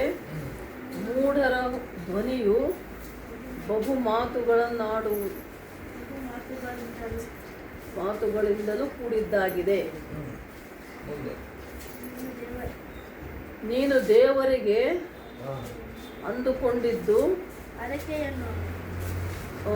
ನೀನು ದೇವರಿಗೆ ಹರಕೆಯನ್ನು ಕಟ್ಟಿದರೆ ಅದನ್ನು ತೀರಿಸಲು ತಡ ಮಾಡಬೇಡ. ಆತನು ಮೂಢನಿಗೆ ಅಲ್ಲಿರು ನಿಮ್ಮ ಜೀವನದಲ್ಲಿ, ಇವತ್ತು ನನ್ನ ಜೀವನದಲ್ಲಿ ನಾವು ಏನೋ ಕೆಲಸ ಆಗಬೇಕಂದ್ರೆ, ಏನೋ ಮಾಡಬೇಕಂದ್ರೆ, ಏನೋ ಮಾತಾಡಬೇಕಂದ್ರೆ ನಾವೇನು ಹೇಳಿರ್ತೀವಿ, ದೇವರಿಗೆ ಅರಿಕೆ ಹೊತ್ಕೊಂಡಿರ್ತೀವಿ. ನೀವು ಯಾರು ಅರಿಕೆ ಹೊತ್ಕೊಂಡಿಲ್ವಾ? ಯಾರೇನು ಅರಿಕೆ ಹೊತ್ಕೊಂಡಿದ್ದೀರಿ? ಅರಿಕೆ ಹೊತ್ತಿಕೊಂಡಿದ್ದು ತೀರಿಸಲಿಲ್ಲ ಅಂದರೆ ನೀವು ದೇವ್ರಿಗೆ ಬಾಕಿ ಇದ್ದಂಗೆ. ಮನಸ್ಸಿನಾಗ ಅನ್ಕಂತಾರೆ, ನಾವು ಇದು ಅಂದ್ಕೊಂಡೇವಪ್ಪ, ಇದು ಆದ್ರೆ ನಿನಗೆ 100 ರೂಪಾಯಿ ಕೊಡ್ತೀವಿ ಕಾಣಿಕೆ, ನನಗೆ 1000 ರೂಪಾಯಿ ಕೊಡ್ತೀವಿ ಕಾಣಿಕೆ, ನಾನು ಅದು ಮಾಡ್ತೀನಿ ಇದು ಮಾಡ್ತೀನಿ, ಅದು ತಂದು ಕೊಡ್ತೀನಿ ಇದು ತಂದು ಕೊಡ್ತೀನಿ ಚರ್ಚಿಗೆ ಅಂತ ಕೆಲವರು ಅಂದ್ಕೊಳ್ತಾರೆ. ಅಂದುಕೊಂಡಿದ್ದು ತೀರಿಸೋದಕ್ಕೆ ತಡ ಮಾಡಬೇಡ. ನೀನು ಅಂದ್ಕೊಂಡಿದ್ದು ಕೊಡಬೇಕಂತ ಹಿಂದೆಲ್ಲ ಕೊಟ್ಬಿಡು, ತಪ್ಪಿಸಬಾರದು. ಮರ್ತೋಗ್ಬಾರ್ದು. ಕೆಲವರು ಅಂದ್ಕೊಂಡಿರ್ತಾರ, ಮರ್ತೋಗ್ಬಿಟ್ರು. ನಿನ್ನ ಹರಕೆಯನ್ನು ಒಪ್ಪಿಸು ಅಂತದ್ದು ದೇವರ ವಾಕ್ಯ. ಹಾಂ, ಏನಂತೆ? ಹರಕೆಯನ್ನ ಒಪ್ಪಿಸು ಒಪ್ಪಿಸು ಅಂದ್ರೆ ತೀರಿಸ್ಬೇಕು. ಅದನ್ನ ದೇವ್ರು ಕೊಡೋದು. ತಡ ಮಾಡಬೇಡ, ತಡ ಮಾಡಬೇಡ, ಕೊಟ್ಬಿಡು. ಹಿಂದೆಲ್ಲ ಕೊಟ್ಬಿಡು. ನೀನೇನು ಹರಕೆ ಮಾಡ್ಕೊಂಡು ದೇವ್ರ ಹತ್ರ ಏನು ಹರಕೆ? ದೇವರ ಈ ಸುಪ್ರಿಯನ್ ಮದುವೆ ಆದರೆ ನನಗೆ ಅದು ಕೊಡ್ತೀನಿ ಇದು ಕೊಡ್ತೀನಿ ಅಂತ ಅಂದ್ಕೊಂಡಿಯಾ? ಅಂದ್ಕೊಂಡಿಲ್ಲ. ಬೇಡ, ನೀನು ಕೊಡೋದು. ನೀನೇನು ಅಂದ್ಕೊಂಡು ತಿಮೋತಿನ ಮದುವೆ ಆದರೆ ಸ್ವಾಮಿ ನಾನು ನಿನಗೆ ಅದು ಕೊಡ್ತೀನಿ ಇದು ಕೊಡ್ತೀನಿ ಅಂದ್ಕೊಂಡಿಯಾ? ನೀನು ಬಿಡು. ನಿಮ್ಮ ಅಪ್ಪ ಅಮ್ಮ ಈ ಮದುವೆ ಆದರೆ ನಾನು ದೇವರೇ ನನಗೆ ಇದು ಮಾಡ್ತೀನಿ ಅದು ಮಾಡ್ತೀನಿ ಏನು ಅಂದ್ಕೊಂಡಿಲ್ಲ. ನನಗೆ ಗೊತ್ತಿಲ್ಲ. ಏನಾರು ಅಂದ್ಕೊಂಡಿರ್ಬೋದು. ದೇವರೇ ಹೆಂಗಾರ ಮಾಡಿ ಮದುವೆ ಆಗಲ್ಲ. ಅದಕ್ಕೆ ಒಪ್ಕೊಂಡಿರ್ತೀವಿ, ನಮ್ಗೆ ಗೊತ್ತಾಗಲ್ಲ. ಅದು ಮರ್ತೋಗ್ಬಿಟ್ಟಿರ್ತೀವಿ. ಅದು ದೇವ್ರ ಜ್ಞಾಪಕ ಇರ್ತದೆ. ನೀವು ಅರ್ಥ ಹೊತ್ಕೊಂಡಿದ್ದು ಏನು ಅರ್ಥ ಹೊತ್ಕೊಂಡಿದ್ದೀವಿ? ಹರಕೆ ಗೊತ್ತಿಲ್ಲ ಸರ್. ಏನು ಹರಕೆ ಹೊತ್ಕೊಂಡಿಲ್ಲ, ಅನ್ಕೊಂಡಿಲ್ಲ. ಏನು ಅನ್ಕೊಂಡಿಲ್ಲ? ಅನ್ಕೊಂಡಿಲ್ಲಮ್ಮ. ಅನ್ಕೊಳ್ದೇ ದೇವ್ರು ಅದ್ಭುತ ಮಾಡಿಬಿಟ್ಟದ. ಅದೇ ಹೇಳುವೆ.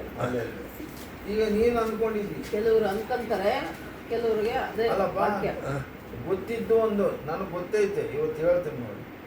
ಮನೆ ಕಟ್ಟಿದಾಗ ಏನು ಅಂದ್ಕೊಂಡಿದ್ದಿ? ದೇವ್ರ ಹೆಸರಲ್ಲಿ ಅಪ್ಪಾಜಿಗೆ ಏನೋ ತಂದು ಕೊಡ್ತೀನಿ ಅಂದ್ಕೊಂಡಿದ್ವಿ. ತಂದು ಕೊಟ್ಟಿದ್ಯಾ? ಗೃಹಪ್ರವೇಶಕ್ಕೆ ಮಗಳೇ ಅಂದ್ಕೊಂಡಿಲ್ಲ. ಅಂದ್ಕೊಂಡಿಲ್ಲ. ಆಯಮ್ದಲ್ಲ ಸರ್, ಅದು ನಮ್ದು. ಅದು ಯಾರು ಅಂದ್ಕೊಂಡಿದ್ರು ಅವರು? ನಾವು ಅದು ಮದುವೆ ಅಲ್ಲ. ಹಾಂ, ತಂದಿಲ್ಲ. ನಾನು ಅಂದ್ಕೊಂಡಿದ್ದು. ಹಾಂ, ಕರ್ಕೊಂಡು ಹೋಗೈತೆ, ಕರ್ಕೊಂಡು ಇಲ್ಲ. ಹಿಂದೆಲ್ಲ ತೀರಿಸ್ಬೇಕಲ್ಲ, ದೇವಸ್ಥಾನ ಸರ್. ದೇವರ ಹೆಸರಲ್ಲಿ ತೀರಿಸ್ಬೇಕಲ್ಲ. ಇಲ್ಲಿ ವಾಕ್ಯ ಹೇಳ್ತದೆ ನೋಡಿ ಮಗಳೇ, ನೀನು ಹರಸಿಕೊಂಡಿದ್ದು ತೀರಿಸದೆ ಇರುವುದಕ್ಕಿಂತ ಹರಕೆ ಮಾಡಿಕೊಳ್ಳದೆ ಇರುವುದು ಲೇಸು. ಆರಕ್ಕೆ ಒತ್ಕೊಂಡ್ಮೇಲೆ ತೀರ್ಸು. ತೀರಿಸ್ಬೇಡ, ಇಲ್ಲಾಂದ್ರೆ ಅನ್ಕೊಳ್ಳೇಬೇಡ್ರಿ ಅಂತತೆ ವಾಕ್ಯ. ಇದು ಅರ್ಥ ಮಾಡ್ಕೊಂಡು ಸುಮ್ಮನೆ ಇರೋದು ಒಳ್ಳೇದು. ಅಂದ್ಕೊಂಡ್ಮೇಲೆ ಅದನ್ನ ಮಾಡಬೇಕು. ಇಲ್ಲ ಅಂದ್ರೆ ಸುಮ್ಮನೆ ಇರ್ಬೇಕಂತ. ಹೌದು. ಹೌದಾ? ಅಲ್ಲಿ ಬ್ಯಾಪ್ಟಿಸಮ್ ತಗೊಳ್ಬೇಕಾದ್ರೆ ಏನು ಅರಿಕೆ ಮಾಡಿದ್ರಿ? 4 ವಿಷಯಗಳು ಹೇಳಿದ್ರಿ. ಹೌದಲ್ಲ? ಅನ್ಯಾನ್ಯ ತಂದಿರಬೇಕು, ಪ್ರಾರ್ಥನೆ ಮಾಡಬೇಕು, ವಾಕ್ಯ ಕೇಳಬೇಕು, ಬಳ್ಳಾರಾದಿಂದ ಇವು ಮಾಡಲೇಬೇಕು. ಇವು ಅರಿಕೆ ಹೊತ್ಕೊಂಡ್ಮೇಲೆ ಮಾಡಲೇಬೇಕು. ಹಾಗೆ ಇಲ್ಲಿ ಇನ್ನೇ ಹೇಳ್ತಾನೆ, ದೇವ್ರಿಗೆ ನಾನು ಅದು ಕೊಡ್ತೀನಿ ಇದು ಕೊಡ್ತೀನಿ ಅದು ಮಾಡ್ತೀನಿ ಇದು ಮಾಡ್ತೀನಿ. ಕಷ್ಟ ಬಂದಾಗ ಹೇಳ್ಕೊಂಡಿರ್ತೀವಿ ನಾವು. ಯಾರನ್ನ ಸಾಲ ಕೊಡ್ಬೇಕಾದ್ರೆ, ದೇವ್ರೆ ನಿಮ್ಗೆ ಏನಾದ್ರು ಕೊಡ್ತೀನಪ್ಪ, ಸಾಲ ಬರಂಗೆ ಮಾಡಪ್ಪ. ದೇವರೇ, ನಾನು ಊರಿಗೆ ಹೋಗ್ತೀನಪ್ಪ, ನಾನು ಆ ಕೆಲಸ ಆಗಬೇಕು. ಕಳಂದೂರಿಗೆ ಹೋಗ್ತೀನಪ್ಪ, ನನ್ನ ಮಕ್ಕಳು ಕಾಪಾಡಪ್ಪ, ನಿನಗೆ ಅದು ಮಾಡ್ತೀನಿ, ಇದು ಮಾಡ್ತೀನಿ. ಏನೋ ನಾವು ಗೊತ್ತಿದೆ ಅಂದ್ಕೊಂಡಿರ್ತೀವಿ, ಮರ್ತೋಗ್ಬಿಡ್ತೀವಿ ನಾವು. ಅದನ್ನು ಕೊಡೋದಿಲ್ಲ ದೇವ್ರಿಗೆ, ತೀರ್ಸೋದಿಲ್ಲ ದೇವ್ರಿಗೆ. ಹಂಗೆ ಅನ್ಕೋಬೇಡ. ಒಂದು ಅನ್ಕೊಂಡ್ರೆ ಹಿಂದೆಲ್ಲ ಅದನ್ನು ದೇವ್ರು ಕೊಡುವಂತ ದೇವ್ರು ಹೇಳ್ತಾರೆ. ಆಯ್ತು. ಹಾಗಾಗಿ ಪ್ರಿಯ ಮಕ್ಕಳ, ದೇವರು ಮಾತಾಡ್ತಾ ಇದೆ ನಿಮ್ಮ ಜೊತೆ, ವಾಕ್ಯ ಹೇಳ್ತಾ ಇದ್ದಾರೆ. ದೇವ್ರ ಮುಂದೆ ಏನಾದರೂ ಅಡಿಕೆಗಳು ಇಟ್ಕೊಂಡಿದ್ದಾಗ ಅದನ್ನು ನೀನು ಈರಿಸು. ಹಿಂದೆಲೇ ಮತ್ತೆ ತಡ ಮಾಡಬೇಡ. ಅದನ್ನು ತಡ ಮಾಡೋದ್ರ ಮೂಲಕ ಏನಾಗ್ತದೆ, ನೀನು ಮರ್ತು ಹೋಗ್ತೀವಿ. ನೀನು ಮರೆಯೋದ್ರ ಮೂಲಕ ಏನಾಗ್ತದೆ, ದೇವ್ರ ಹತ್ರ ನಿನ್ಗೆ ಪೆಂಡಿಂಗ್ ಇರ್ತದೆ, ಬಾಕಿನಲ್ಲಿ ಇರ್ತದೆ. ಅದು ಪೆಂಡಿಂಗ್ ಏನಂತ ಕರೀತಾರೆ, ಬಾಕಿ. ತಪ್ಪು ಮಾಡ್ದಂಗೆ ಅದು ದೇವರಿಗೆ ವಿರೋಧವಾಗಿ ಉಲ್ಗೋಜಿ ಮದುವೆ ಮಾಡಿದವನು ಮದುವೆ ಮಾಡ್ಕೊಂಡ, ಸಭೆಯಲ್ಲಿ ಯಾರು ಊಟ ಹಾಕಿಲ್ಲ. ಅಪ್ಪಾಜಿ ಅಮ್ಮಗೆ ಮದುವೆಗೆ ಮುಂಚೆ ಏನು ಮಾಡಬೇಕು, ಪಾಸ್ಟರ್ಗೆ ಹೊಸ ಬಟ್ಟೆ ತರಬೇಕು, ಹಣ್ಣು ಹಂಪಳ ತರಬೇಕು, ಸ್ವೀಟ್ ತರಬೇಕು, ವೆಡ್ಡಿಂಗ್ ಕಾರ್ಡ್ ಓಡಿಸಿ ತರಬೇಕು, ಕಾಣಿಕೆ ಕೊಡಬೇಕು. ಒಂದು ಫಸ್ಟ್ ಪ್ರಾರ್ಥನೆ ಮಾಡಿಕೊಂಡು ಹೋಗಬೇಕು. ಒಂದೂ ಮಾಡಿಲ್ಲ, ಮದುವೆ ಮಾಡಿಕೊಟ್ಟು. ಈಗ ಅವಳು ಇನ್ನೊಂದು ಸಲ ಆಗ್ಬಿಟ್ಲು. ಆದರೆ ನಾಳೆ ದಿನ ಏನಾದರೂ ನಮ್ಮ ಕಾರ್ಯಗಳು ಆಗಿಲ್ಲ ಅಂದಾಗ ದೇವ್ರನ್ನ ಬೈಬಾರ್ದು. ಮತ್ತೆ ಹೆಂಗೆ ಕಾಪಾಡ್ಬೇಕು ನಿಮ್ಮನ್ನ ದೇವರು? ಹರಕೆ ಹೊತ್ಕೊಂಡ್ಮೇಲೆ ಅದನ್ನು ತೀರಿಸ್ಬೇಕಲ್ಲ. ತೀರಿಸಲಿಲ್ಲ ಅಂದರೆ ದೇವರು ನಿನ್ನ ಕಾರ್ಯ ಹೆಂಗೆ ಮಾಡ್ತಾನೆ? ದೇವರು ಫಲಿತಾಂಶ ನೀನು ಬರಬೇಕು, ದೇವ್ರು ನಿನ್ನ ಕಾರ್ಯ ಮಾಡಬೇಕು, ನೀನು ಸುಖವಾಗಿರಬೇಕು, ನೀನು ಆರೋಗ್ಯವಾಗಿರಬೇಕು ಅನ್ನೋದಾದರೆ ದೇವ್ರ ಮುಂದೆ ಹರಕೆ ಹೊತ್ಕೊಳ್ಬೇಕಾ? ಹೊತ್ಕೊಳ್ಬಾರ್ದು. ಹೊತ್ಕೊಂಡು ತೀರಿಸ್ಬೇಕು, ಇಲ್ಲಾಂದ್ರೆ ಹೊತ್ಕೋಬಾರ್ದು. ಅದು ಇಲ್ಲಂದ್ರೆ ಹೊತ್ಕೋಬೇಡ. ಅದು ಕೆಲಸ ಅಲ್ಲೇ ಪೆಂಡಿಂಗ್ ಇರಲಿ ಬೇಕಾದ್ರೆ. ಅಲ್ಲ, ದೇವರು ನಿನಗೆ ಕೊಡ್ತಾನೆ. ದೇವ್ರ ವಾಕ್ಯದಲ್ಲಿ ಏನು ಹೇಳಿದ್ದಾನೆ, ನೀನು ಊಹಿಸುವುದಕ್ಕಿಂತಲೂ ನೀನು ಕೇಳುವುದಕ್ಕಿಂತಲೂ ನಾನು ಇನ್ನೂ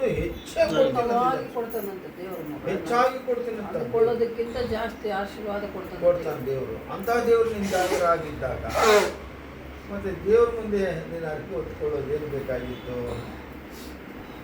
ದೇವ್ರನ್ನ ಕೇಳೋನು. ಹರಕೆ ಹೊತ್ಕೊಳ್ಳಾರ್ದ ಕೇಳು ದೇವರು. ಎಂಥ ಹರಕೆ ಅಂದರೆ, ದೇವರೇ ನಾನು ಉಪವಾಸ ಇರ್ತೀನಪ್ಪ, ದೇವರೇ ನೀನು ಹಬ್ಬ ಆಚರಣೆ ಮಾಡ್ತೀನಿ ಸ್ವಾಮಿ, ಅದ್ದೂರಿಯಾಗಿ ಮಾಡ್ತೀನಿ ಸ್ವಾಮಿ, ನಾನು ಕೆಲಸ ಮಾಡ್ತೀನಪ್ಪ, ನಾನು ಕ್ಲೀನ್ ಮಾಡ್ತೀನಪ್ಪ, ಎಲ್ಲ ಕೆಲಸಗಳನ್ನ ದೇವ್ರದೇ ನಾನು ಮಾಡ್ತೀನಿ ತಂದೆ, ಅದನ್ನು ನಿನಗೆ ದುಡಿತೀನಪ್ಪ ಅಂತ ಒತ್ಕೋ.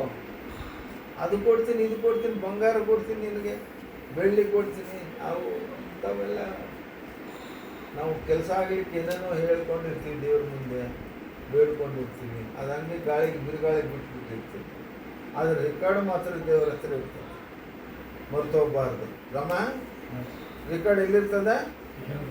ದೇವ್ರ ಹತ್ರ ಇರ್ತದೆ, ಹರಕೆ ಹೊತ್ಕೊಂಡಿರ್ತದೆ. ಎಷ್ಟು ನೀನು ಸಾಯೋವರೆಗೂ ಅದು ಹಂಗೆ ಇರ್ತದೆ ರೆಕಾರ್ಡಲ್ಲಿ. ಆದರೆ ನೀನು ಮರ್ತೋಗ್ಬಿಟ್ಟಿರ್ತೀವಿ.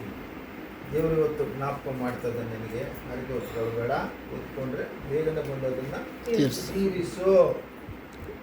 ಅದು ಇವತ್ತಿನ ದಿನ ದೇವರು ನಿನ್ನ ಜೊತೆ ಮಾತಾಡ್ತಾರೆ. ಬ್ಯಾಪ್ಟಿಸಮ್ಗಿಂತ ಮುಂಚೆ ಏನೇನು ನೀನು ಭಾಷೆ ಮಾಡಿದೆಯಲ್ಲ, ನೀನು ಪ್ರಾಮಿಸ್ ಮಾಡಿದೆಯಲ್ಲ, ಏನು ಹರಕೆ ಹೊತ್ಕೊಂಡಿದೆಯಾ 4 ಅವು ಮಾಡಬೇಕು.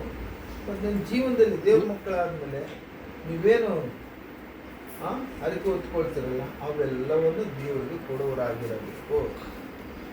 ಕಣ್ಣು ಮುಚ್ಕೊಳ್ಳಿ, ಪ್ರಾರ್ಥನೆ ಮಾಡಿ ಇವತ್ತಿಗೆ ಬಲ್ಲಾರಾಧಕ್ಕೆ ಹೋಗೋಣ. ದೇವರು ಸ್ತೋತ್ರವಾಗಲಿ. ತಂದೆಯಾದ ದೇವರು ಆತ್ಮಿಕವಾಗಿ ವಾಕ್ಯದ ಮೂಲಕ ನಮ್ಮೆಲ್ಲರ ಜೊತೆ ಮಾತಾಡಿದ ಸ್ವಾಮಿ ನಿಮ್ಮ ಸ್ತೋತ್ರ. ಈ ಮೇಜಿನ ಮೇಲೆ ನಾವು ತಂದಿಟ್ಟಿರುವಂಥ ಪದಾರ್ಥಗಳಿಗಾಗಿ ಪ್ರಾರ್ಥನೆ ಮಾಡ್ತೀನಿ ದೇವ. ಈ ಪದಾರ್ಥಗಳು ಸ್ವಾಮಿ ನೀವು ನಿಮ್ಮ ಬಲವಾದ ಕೈಗಳಿಗೆ ಒಪ್ಪಿಸ್ಕೊಡ್ತೀನಿ. ಇವತ್ತು ಬಲ್ಲಾರಾಧನೆ ಸ್ವಾಮಿ, ಕರ್ತನ ಮೇಜು ದೇವ. ಅಂಗಡಿಯಿಂದ ರೊಟ್ಟಿ ತಂದಿದ್ದೀವಿ, ದ್ರಾಕ್ಷರಸ ತಂದಿದ್ದೀವಪ್ಪ. ಆದರೆ ಇದು ಮಾಮೂಲಾದ ರೊಟ್ಟಿ, ಮಾಮೂಲಾದ ದ್ರಾಕ್ಷರಸವಾಗಿರೋದ್ರಿಂದ ನೀವು ವಾಕ್ಯದಲ್ಲಿ ಹೇಳಿದ್ರಿ, ಪ್ರಾರ್ಥನೆ ಮಾಡಿ ಪದಾರ್ಥಗಳನ್ನು ಪರಿಶುದ್ಧಗೊಳಿಸಿ ಆ ನಂತರ ವಿಶ್ವಾಸದಿಂದ ಇದನ್ನು ಪಾನ ಮಾಡಬೇಕು ನೀರಂತ ಹೇಳಿದ್ರಿ. ಹಾಗಾಗಿ ಸ್ವಾಮಿ, ಅಂಗಡಿಯಿಂದ ತಂದಂಥ ಈ ರೊಟ್ಟಿ ದ್ರಾಕ್ಷರಸ ಬಲವಾದ ಕೈಗಳಿಗೆ ಒಪ್ಪಿಸ್ಕೊಡ್ತಾ ಇದ್ದೀನಿ. ಶಕಿನ ಮೇಘದ ಶಕ್ತಿ ನಿಮ್ಮ ಮೇಲೆ ಇಳಿಸಿರಿ, ಪುನರುತ್ಥಾನ ಶಕ್ತಿಯಿಂದ ಇದನ್ನು ಅಭಿಷೇಕ ಮಾಡಿರಿ. ತಂದೆ ಕುಮಾರ ಪರಿಶುದ್ಧಾತ್ಮರ ನಾಮದಲ್ಲಿ ಈ ಒಂದು ರೊಟ್ಟಿಯನ್ನು ನಿನ್ನ ಮಾಂಸವನ್ನಾಗಿ, ಈ ದ್ರಾಕ್ಷರಸವನ್ನು ನಿನ್ನ ಪರಿಶುದ್ಧ ರಕ್ತವನ್ನಾಗಿ ನೀನು ಮಾರ್ಪಾಟು ಮಾಡು ಸ್ವಾಮಿ. ಹಿರಿಯ ಮಕ್ಕಳು ಯಾರು ವಿಶ್ವಾಸದಿಂದ ಇದನ್ನು ತಿಂದು ಪಾನ ಮಾಡ್ತಾರೋ ಅವರೆಲ್ಲ ಅದ್ಭುತ ಕಾರ್ಯಗಳು, ಆಶ್ಚರ್ಯ ಕಾರ್ಯಗಳು, ಸ್ವಸ್ಥತ ಕಾರ್ಯಗಳನ್ನು ಬಿಡುಗಡೆ ಮಾಡಬೇಕು. ನೀನು ಸ್ತೋತ್ರಪ್ಪ. ಇಗೋ ಒಂದು ರೊಟ್ಟಿಯನ್ನು ತೆಗೆದುಕೊಂಡು ಆಕಾಶದ ಕಡೆಗೆ ಎತ್ತಿ ಪರಲೋಕದಲ್ಲಿರುವ ತಂದೆಯಾದ ದೇವರಿಗೆ ಕೃತಜ್ಞತೆಗಳನ್ನು ಸಲ್ಲಿಸಿ ಇದನ್ನು ಮುರಿದು, ಇದು ನನ್ನ ಶರೀರ, ನನ್ನನ್ನು ಜ್ಞಾಪಕ ಮಾಡಿಕೊಳ್ಳೋದಕ್ಕೋಸ್ಕರ ಇದನ್ನು ತಿನ್ನಿರಿ ಅಂತ ಹೇಳಿದಿರಿ ಸ್ವಾಮಿ ನೀವು. ಹಾಗಾಗಿ ಅಪ್ಪ, ಈ ಸಮಯದಲ್ಲಿ ತಂದೆ ನಿನ್ನ ಸ್ತೋತ್ರ. ಅದೇ ರೀತಿಯಲ್ಲಿ ಒಂದು ಪಾತ್ರೆಯನ್ನು ಎತ್ತಿಕೊಂಡು ಆಕಾಶದ ಕಡೆಗೆ ಎತ್ತಿ ತಂದೆಯಾದ ದೇವರಿಗೆ ಕೃತಜ್ಞತೆಗಳನ್ನು ಸಲ್ಲಿಸಿ, ಇದು ನನ್ನ ಪರಿಶುದ್ಧವಾದ ರಕ್ತ, ನಿಮಗಾಗಿ ನಾನು ಹೊಸ ಒಡಂಬಡಿಕೆಯಾಗಿ ಕೊಡ್ತಾ ಇದ್ದೀನಿ. ಇದನ್ನು ಅನುಸರಿಸಿರಿ, ಇದರಂತೆ ನೀವು ಜೀವಿಸಿರಿ, ನಾನು ಬರೋ ತನಕ ಇದನ್ನು ಮಾಡಿರಿ ಅಂತ ನೀವು ಹೇಳಿದಿರಿ ಸ್ವಾಮಿ. ಹಾಗಾಗಿ ದೇವ ನೀನು ಸ್ತೋತ್ರ ಸಲ್ಲಿಸ್ತಾ ಇದ್ದೀವಿ. ಪ್ರಾರ್ಥಿಸನ್ನು ತೆಗೆದುಕೊಂಡ ಮಕ್ಕಳು ಬಂದಿದ್ದಾರಪ್ಪ, ಅವ್ರ ಜೀವನದಲ್ಲಿ ನೀವು ಮಾಡಿದೆಲ್ಲ ಮೇಲು ಕಾರ್ಯಗಳಿಗಾಗಿ ಸ್ತೋತ್ರ, ಎಲ್ಲ ಒಳ್ಳೆಯ ಕಾರ್ಯಗಳಿಗಾಗಿ, ಅದ್ಭುತ ಆಶ್ಚರ್ಯ ಕಾರ್ಯಗಳಿಗಾಗಿ ಸ್ತೋತ್ರ ಸಲ್ಲಿಸ್ತಾ ಇದ್ದೀವಿ. ಸ್ವಸ್ಥತ ಕಾರ್ಯಗಳಿಗಾಗಿ ಸ್ತೋತ್ರ ಸ್ವಾಮಿ. ದೇವ ನೀನು ಮಾಡಿದ ಎಲ್ಲ ಮೇಲು ಕಾರ್ಯಗಳಿಗಾಗಿ ಸ್ತೋತ್ರ ಸಲ್ಲಿಸ್ತಾ ಇದ್ದೀವಿ. ಇವ ತಂದೆ, ನಿನ್ನ ಮಕ್ಕಳನ್ನು ನಿನಗೆ ಒಪ್ಪಿಸ್ಕೊಡ್ತೇವೆ, ನನ್ನನ್ನು ನಮ್ಮನ್ನು ನಿನಗೆ ಒಪ್ಪಿಸ್ಕೊಡುವಾಗ ನಾವು ಜ್ಞಾಪಕ ಮಾಡಿಕೊಳ್ತಾ ಇದ್ದೀವಪ್ಪ. ದೇವ ನೀನು ಶಿಲುಬೆಯಲ್ಲಿ ಅನುಭವಿಸಿದ ದೇವ ಪಂಚ ಗಾಯಗಳಿಗಾಗಿ ಸ್ತೋತ್ರ ಸಲ್ಲಿಸ್ತಾ ಇದ್ದೀನಪ್ಪ. ದೇವ ರಕ್ತವನ್ನು ಸುರಿಸಿದೆಯಪ್ಪ, ನಿನ್ನನ್ನು ಕಾಲಿಂದ ಒದ್ದರು, ಚಾಟಿಯಿಂದ ಹೊಡೆದರು, ದೇವ ಉಗುಳಿದರು, ಬೈದರು ಸ್ವಾಮಿ, ನೀನೇನು ಮಾತಾಡಿಲ್ಲ, ಮೌನಿಯಾಗಿದ್ದೀಯಪ್ಪ. ನನಗಾಗಿ ನೀವು ಇಷ್ಟೆಲ್ಲ ತ್ಯಾಗ ಮಾಡಿದಿ ಸ್ವಾಮಿ. ನಾನು ನಶಿಸಿ ನರಕಕ್ಕೆ ಹೋಗದಂತೆ ನಿನ್ನ ಅತ್ಯಮೂಲ್ಯವಾದಂಥ ರಕ್ತದಿಂದ ನನ್ನ ತೊಳೆದು ಶುದ್ಧಿ ಮಾಡಿದ್ದಕ್ಕಾಗಿ ಹೋದ ರಕ್ತವನ್ನು ಕೊಟ್ಟು ಕೊಂಡುಕೊಂಡಿದ್ದೀವಿ ಸ್ವಾಮಿ. ಈಗ ನಾನಲ್ಲ, ನಾನು ನಿನ್ನ ಮಗನು ಸ್ವಾಮಿ. ಹಾಗಾಗಿ ಪ್ರಿಯ ಮಕ್ಕಳೆಲ್ಲರೂ ನಿನಗೆ ಒಪ್ಪಿಸ್ಕೊಡ್ತಾ ಇದ್ದೀವಿ. ಇವತ್ತು ವಾಕ್ಯದಲ್ಲಿ ಮಾತಾಡಿದ್ದಕ್ಕಾಗಿ ಸ್ತೋತ್ರ ಸ್ವಾಮಿ. ನಾವೆಲ್ಲರೂ ವಾಕ್ಯಗಳಂತೆ ಅರಿಕೆಗಳನ್ನು ನಾವು ತೀರಿಸುವರಾಗಿ, ದೇವ ನಿನ್ನ ನಿಬಂಧನೆಗಳನ್ನು ತೀರಿಸುವರಾಗಿ ಅಪ್ಪ, ನೀನು ಕೊಟ್ಟಂಥ ಆ ಒಂದು ಒಡಂಬಡಿಕೆಗಳನ್ನು ಸ್ವಾಮಿ ಅನುಸರಿಸುವರಾಗಿ ಜೀವಿಸಲಿಕ್ಕೆ ಸಹಾಯ ಮಾಡಪ್ಪ. ಈ ಮಕ್ಕಳನ್ನು ಒಪ್ಪಿಸ್ಕೊಡ್ತಾ ಇದ್ದೀನಿ ಸ್ವಾಮಿ. ನಮ್ಮನ್ನು ನಾವು ಪರೀಕ್ಷೆ ಮಾಡಿಕೊಳ್ಳಿಕ್ಕಾಗಿ ನೀವು ವಾಕ್ಯ ಹೇಳ್ತಾ ಇದೀಯ. ಹೌದು ತಂದೆ, ನೀನು ಬರೋ ತನಕ ಇದನ್ನು ಮಾಡಬೇಕು ಅಂತ ಹೇಳಿದಿರಪ್ಪ. ಅಯೋಗ್ಯವಾಗಿ ದೇವ ಯಾರಾದರೂ ಪಾಪ ಮಾಡಿ ಮತ್ತು ಪಶ್ಚಾತ್ತಾಪ ಹೃದಯದಿಂದ ಈ ಮಾರು ಮನಸ್ಸು ಹೊಂದಿಕೊಳ್ಳದೆ ದೇವ ತಿಳಿಲಾರದೆ ಮತ್ತೆ ತಗೊಳ್ಳೋದಾದರೆ ನಿನಗೆ ನೋವು ಉಂಟು ಮಾಡಿದವರಾಗ್ತೀವಿ, ಮತ್ತೆ ನಿನ್ನನ್ನು ಸಿಲುಬೆಗೆ ಹಾಕಿದವರಾಗ್ತೀವಿ ತಂದೆ. ಹಾಗಾಗಿ ಪ್ರಿಯ ಮಕ್ಕಳನ್ನು ಗುರುತಿಸ್ಕೊಡ್ತಾ ಇದ್ದೀನಿ ದೇವ. ನಾವು ನಿನ್ನನ್ನು ಕೇಳ್ತಾ ಇದ್ದೀವಪ್ಪ, ನನಗಾಗಿ ನಮಗಾಗಿ ನೀವು ಮಾಡಿದೆಲ್ಲ ತ್ಯಾಗಗಳನ್ನು ಪ್ರಶಂಸನೀಯವಾದದ್ದು ಸ್ವಾಮಿ.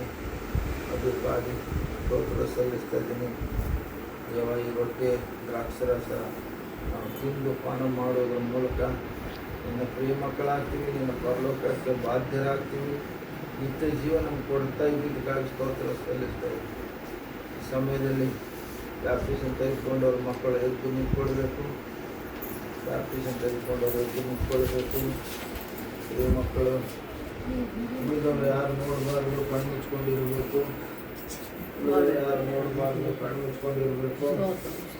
ಸ್ತೋತ್ರಂ ಸ್ತೋತ್ರಂ ಸ್ತೋತ್ರಂ. Hallelujah hallelujah. ಈ ರೊಟ್ಟಿ ದ್ರಾಕ್ಷರಸ ಕೊಡುತ್ತಿರುವಂಥ ಸಮಯದಲ್ಲಿ ಭಕ್ತಿ ತಗೊಳ್ಳಾರ್ದವ್ರು ಕೂತ್ಕೊಳ್ರಿ. ಬ್ಯಾಪ್ತಿಸಮ್ ಯಾರು ತಗೊಂಡಿಲ್ಲ ಅವ್ರು ಕೂತ್ಕೊಳ್ರಿ. ತಗೊಂಡವ್ರು ಮಾತ್ರ ಬಿದ್ರಾಗ್ತಾರೆ. ನನಗೇನು ಭಯವಿಲ್ಲ, ಯಾವ ಕೇಡು ಬಳಿಬಾರದು, ಯಾವ ಕೇಡು ಬಳಿಬಾರದು. ಯೇಸುವಿನ ರಕ್ತ ನನ್ನ ಮೇಲೆ, ಸೈತಾನ ಬಳಿಬಾರದು. ಯೇಸುವಿನ ರಕ್ತ ನನ್ನ ಮೇಲೆ, ಸೈತಾನ ಬಳಿಬಾರದು. ಶಿಲುಬೆಯ ಮೇಲೆ ಬಲಿಯಾದ, ಪಾಪವ ಜಯಿಸಿರುವ, ಶಿಲುಬೆಯ ಮೇಲೆ ಬಲಿಯಾದ, ಪಾಪವ ಜಯಿಸಿರುವ.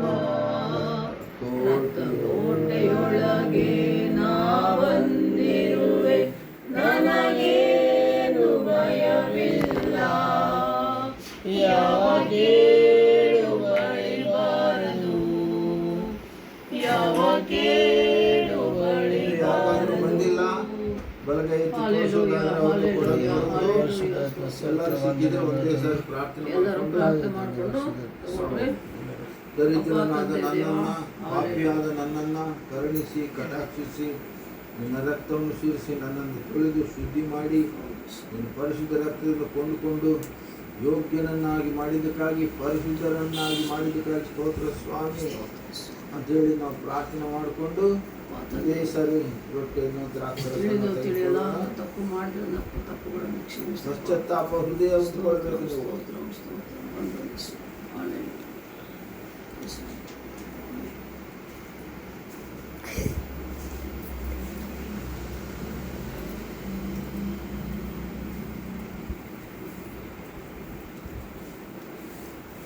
ರೊಟ್ಟಿ ಉಳಿದಿದೆ, ದ್ರಾಕ್ಷರಸ ಉಳಿದಿದೆ. ಸಾದೃಶ್ಯ ಬ್ಯಾಪ್ಟಿಸಮ್ ತಕ್ಕೊಂಡು ಮಕ್ಕಳು ಬರಬೇಕಾದವರು ಬಂದಿಲ್ಲ. ಅವರು ಎಲ್ಲೇ ಇರಲಿ, ದೇವರಲ್ಲಿ ಅವರಿಗಾಗಿ ಪ್ರಾರ್ಥನೆ ಮಾಡೋಣ. ಇನ್ನೊಂದು ಸಾರಿಗೆ ಮನೆ ಪರಿವರ್ತನೆ ಹೊಂದಿಕೊಂಡು ದೇವರ ಸನ್ನಿಧಿಗೆ ಬರುವಂತೆ ದೇವರು ಸಹಾಯ ಮಾಡಲಿಕ್ಕಾಗಲ್ಲ. ಪ್ರಾರ್ಥನೆ ಮಾಡೋಣ. ಕೊನೆ ಪ್ರಾರ್ಥನೆ ಅಮ್ಮ ಆತ್ಮೀಯ ತಾಯಿ ಪುಷ್ಪಲಕಮ್ಮವ್ರು ಮಾಡ್ತಾರೆ. ಪ್ರಾರ್ಥನೆ ಮಾಡಿಕೊಳ್ಳೋಣ. Hallelujah, hallelujah, hallelujah. ಸ್ತೋತ್ರಂ ದೇವ, ವಂದನೆ ಸ್ವಾಮಿ. ಅಪ್ಪ, ನಮ್ಮನ್ನು ಬಹಳವಾಗಿ ಪ್ರೀತಿಸುವ ಪ್ರಿಯ ಪರಲೋಕದ ತಂದೆ, ನಿನಗೆ ಸ್ತೋತ್ರಪ್ಪ. ಪರಲೋಕ ರಾಜ್ಯದಲ್ಲಿ ಸಿಂಹಾಸನಾಸೀನನಾಗಿದ್ದು ಅಪ್ಪ ತಂದೆ ದೇವ, ಭೂಲೋಕದಲ್ಲಿರುವ ನಮ್ಮೆಲ್ಲರನ್ನು ಅಪ್ಪ, ನಿನ್ನ ಮಕ್ಕಳಾದ ನಮ್ಮನ್ನು, ನಿನ್ನ ಸೇವಕರಾದ ನಮ್ಮನ್ನು ಪ್ರತಿದಿನ ಪ್ರತಿ ಕ್ಷಣ ನೋಡ್ತಾ ಇದ್ದೀಯಪ್ಪ. ಸ್ತೋತ್ರ. ನಮ್ಮ ಪ್ರಾರ್ಥನೆ ಮೊರೆಗಳು ಮಾತುಗಳು ಕೇಳುತ್ತಿರುವ ದೇವ, ನನಗೆ ಸ್ತೋತ್ರ ಸ್ವಾಮಿ. Hallelujah, hallelujah, hallelujah. ಅಪ್ಪ, ಈ ದಿನ ಕೇಳಿದ ವಾಕ್ಯದ ಪ್ರಕಾರ ಹೌದಪ್ಪ, ನಿನ್ನ ವಾಕ್ಯವು ಹೇಳೋ ಪ್ರಕಾರ ಅಪೊಸ್ತಲರ ಕಾರ್ಯಗಳು 2ನೇ ಅಧ್ಯಾಯ 42ನೇ ವಾಕ್ಯದ ಪ್ರಕಾರ ಅಪ್ಪ, ನಿನ್ನ ವಾಕ್ಯಗಳನ್ನು ಕೇಳುತ್ತಾ ನಿನ್ನಲ್ಲಿ ಪ್ರಾರ್ಥನೆ ಮಾಡಿಕೊಳ್ಳುತ್ತಾ ಸಹೋದರರ ಸಹವಾಸದಲ್ಲಿ ಅನ್ಯೋನ್ಯತೆಯಲ್ಲಿರುತ್ತಾ ಬಲ್ಲಾರಾಧನೆಯಲ್ಲಿ ಕರ್ತನ ಮೇಜಿನಲ್ಲಿ ಭಾಗವಹಿಸುವವರಾಗಿರುವಂತೆ ಸಹಾಯ ಮಾಡಪ್ಪ. ಪ್ರಸಂಗಿ 5ನೇ ಅಧ್ಯಾಯದಲ್ಲಿ ನಿನ್ನ ವಾಕ್ಯಗಳು ಹೇಳುವ ಪ್ರಕಾರ ಅಪ್ಪ, ನಿನ್ನ ಮಂದಿರಕ್ಕೆ ಬರುವಾಗ ನಮ್ಮನ್ನು ನಾವು ಗಮನಿಸಿಕೊಂಡು ಬರುವಂತೆ ನೀನು ಸಹಾಯ ಮಾಡಪ್ಪ. ಪರಿಶುದ್ಧರಾಗಿ ನಮ್ಮ ನಡೆಯಿಂದಲೂ ನುಡಿಯಿಂದಲೂ ನಿನಗೆ ಮಹಿಮೆಕರವಾಗಿ ಜೀವಿಸುವಂತೆ ನಿನ್ನ ಪಾದ ಸನ್ನಿಧಿಗೆ ತಪ್ಪದೆ ನಿನ್ನ ಪುನರುತ್ಥಾನ ದಿನದಂದು ಬರುವಂತೆ ನೀನು ಸಹಾಯ ಮಾಡಪ್ಪ ತಂದೆ ದೇವ. ನಿನಗೆ ಸ್ತೋತ್ರ. ಸೇರಿ ಬಂದಿರುವ ಎಲ್ಲ ಮಕ್ಕಳನ್ನು, ಎಲ್ಲ ಕುಟುಂಬಗಳನ್ನು ನಿಮ್ಮ ಕೈಗಳಿಗೆ ಒಪ್ಪಿಸ್ತಾ ಇದ್ದೇನೆ. ಆಶೀರ್ವದಿಸು, ಅನುಗ್ರಹಿಸು. ವಿಶೇಷವಾಗಿ ಚಿಕ್ಕ ಮಕ್ಕಳಿಗಾಗಿ, ವಿದ್ಯಾಭ್ಯಾಸ ಮಾಡುವ ವಿದ್ಯಾರ್ಥಿಗಳಿಗಾಗಿ ನಾವು ಪ್ರಾರ್ಥನೆ ಮಾಡ್ತಾ ಇದ್ದೇವಪ್ಪ. ಪರೀಕ್ಷೆಯ ಸಮಯ ಸ್ವಾಮಿ, ಮಕ್ಕಳಿಗೆ ವಿದ್ಯೆ, ಬುದ್ಧಿ, ಜ್ಞಾನ, ಜ್ಞಾಪಕ ಶಕ್ತಿ, ಆಯುಷ್ಯ, ಆರೋಗ್ಯ, ಬಲವನ್ನು ಕೊಟ್ಟು ನಡೆಸಪ್ಪ. ಬೇಸಿಗೆ ಬಿಸಿಲು ಶುರುವಾಗಿದೆ. ಎಷ್ಟೋ ಮಕ್ಕಳು ಅನಾರೋಗ್ಯದಲ್ಲಿ ಬಲಹೀನತೆಯಲ್ಲಿರುವಾಗ ಅವರೆಲ್ಲರಿಗೆ ಆರೋಗ್ಯ ಬಲ ಕೊಟ್ಟು ನಡೆಸಪ್ಪ. ವಿದ್ಯಾವಂತರಾಗಿ, ಬುದ್ಧಿವಂತರಾಗಿ, ತಂದೆ ತಾಯಿಗಳಿಗೆ ಒಳ್ಳೆ ಹೆಸರು ತರುವ ಮಕ್ಕಳಾಗಿರುವಂತೆ ಸಹಾಯ ಮಾಡಪ್ಪ. ಎಲ್ಲ ಯವನಸ್ಥ ಮಕ್ಕಳನ್ನು ನಿಮ್ಮ ಕೈಗೆ ಒಪ್ಪಿಸ್ತಾ ಇದ್ದೇನೆ. ಯಾವುದೇ ರೀತಿಯಲ್ಲಿ ಕೆಟ್ಟ ಚಟಗಳಿಗೆ, ಕೆಟ್ಟ ಸಹವಾಸಗಳಿಗೆ ಅಪ್ಪ ಬಲಿಯಾಗಿ ಹೋಗದಂತೆ ನಿನ್ನ ಮಕ್ಕಳಾಗಿ, ನಿನ್ನ ಸಾಕ್ಷಿ ಮಕ್ಕಳಾಗಿ ಜೀವಿಸುವಂತೆ ಸಹಾಯ ಮಾಡು.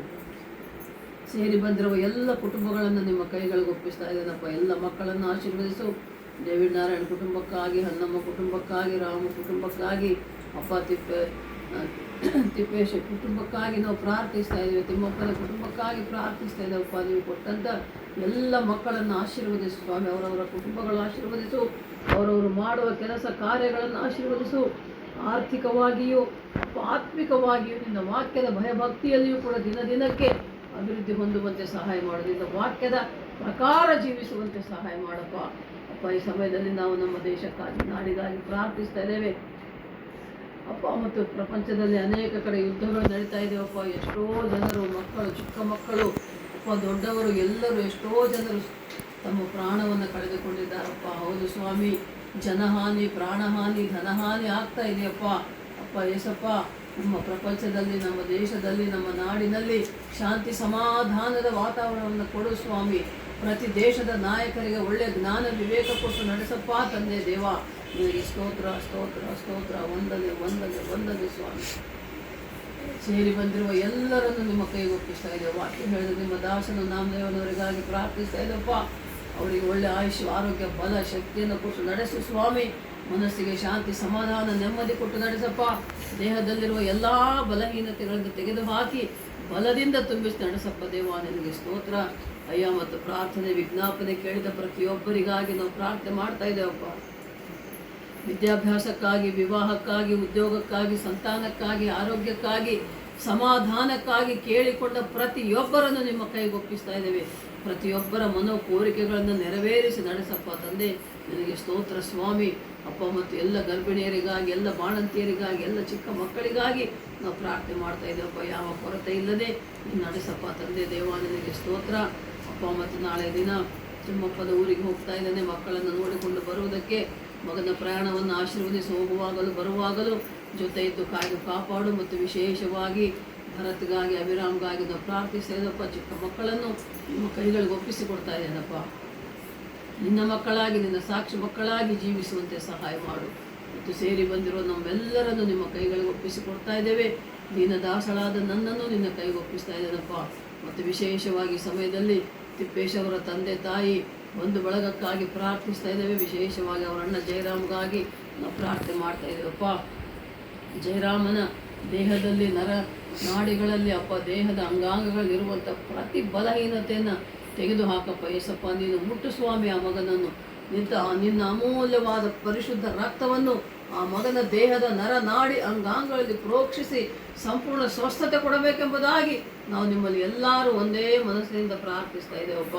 ಹೌದು ಸ್ವಾಮಿ. ಯಾಕೋಬ 5:15 ವಾಕ್ಯದಲ್ಲಿ ನೋಡುವ ಪ್ರಕಾರ ನಂಬಿಕೆಯಿಂದ ಮಾಡಿದ ಪ್ರಾರ್ಥನೆ ರೋಗಿಗೆ ರಕ್ಷಣೆ ನೀಡುವುದು, ಆರೋಗ್ಯ ನೀಡುವುದು ಎಂದು ನಾವು ನೋಡ್ತಾ ಇದ್ದೇವಲ್ಲಪ್ಪ.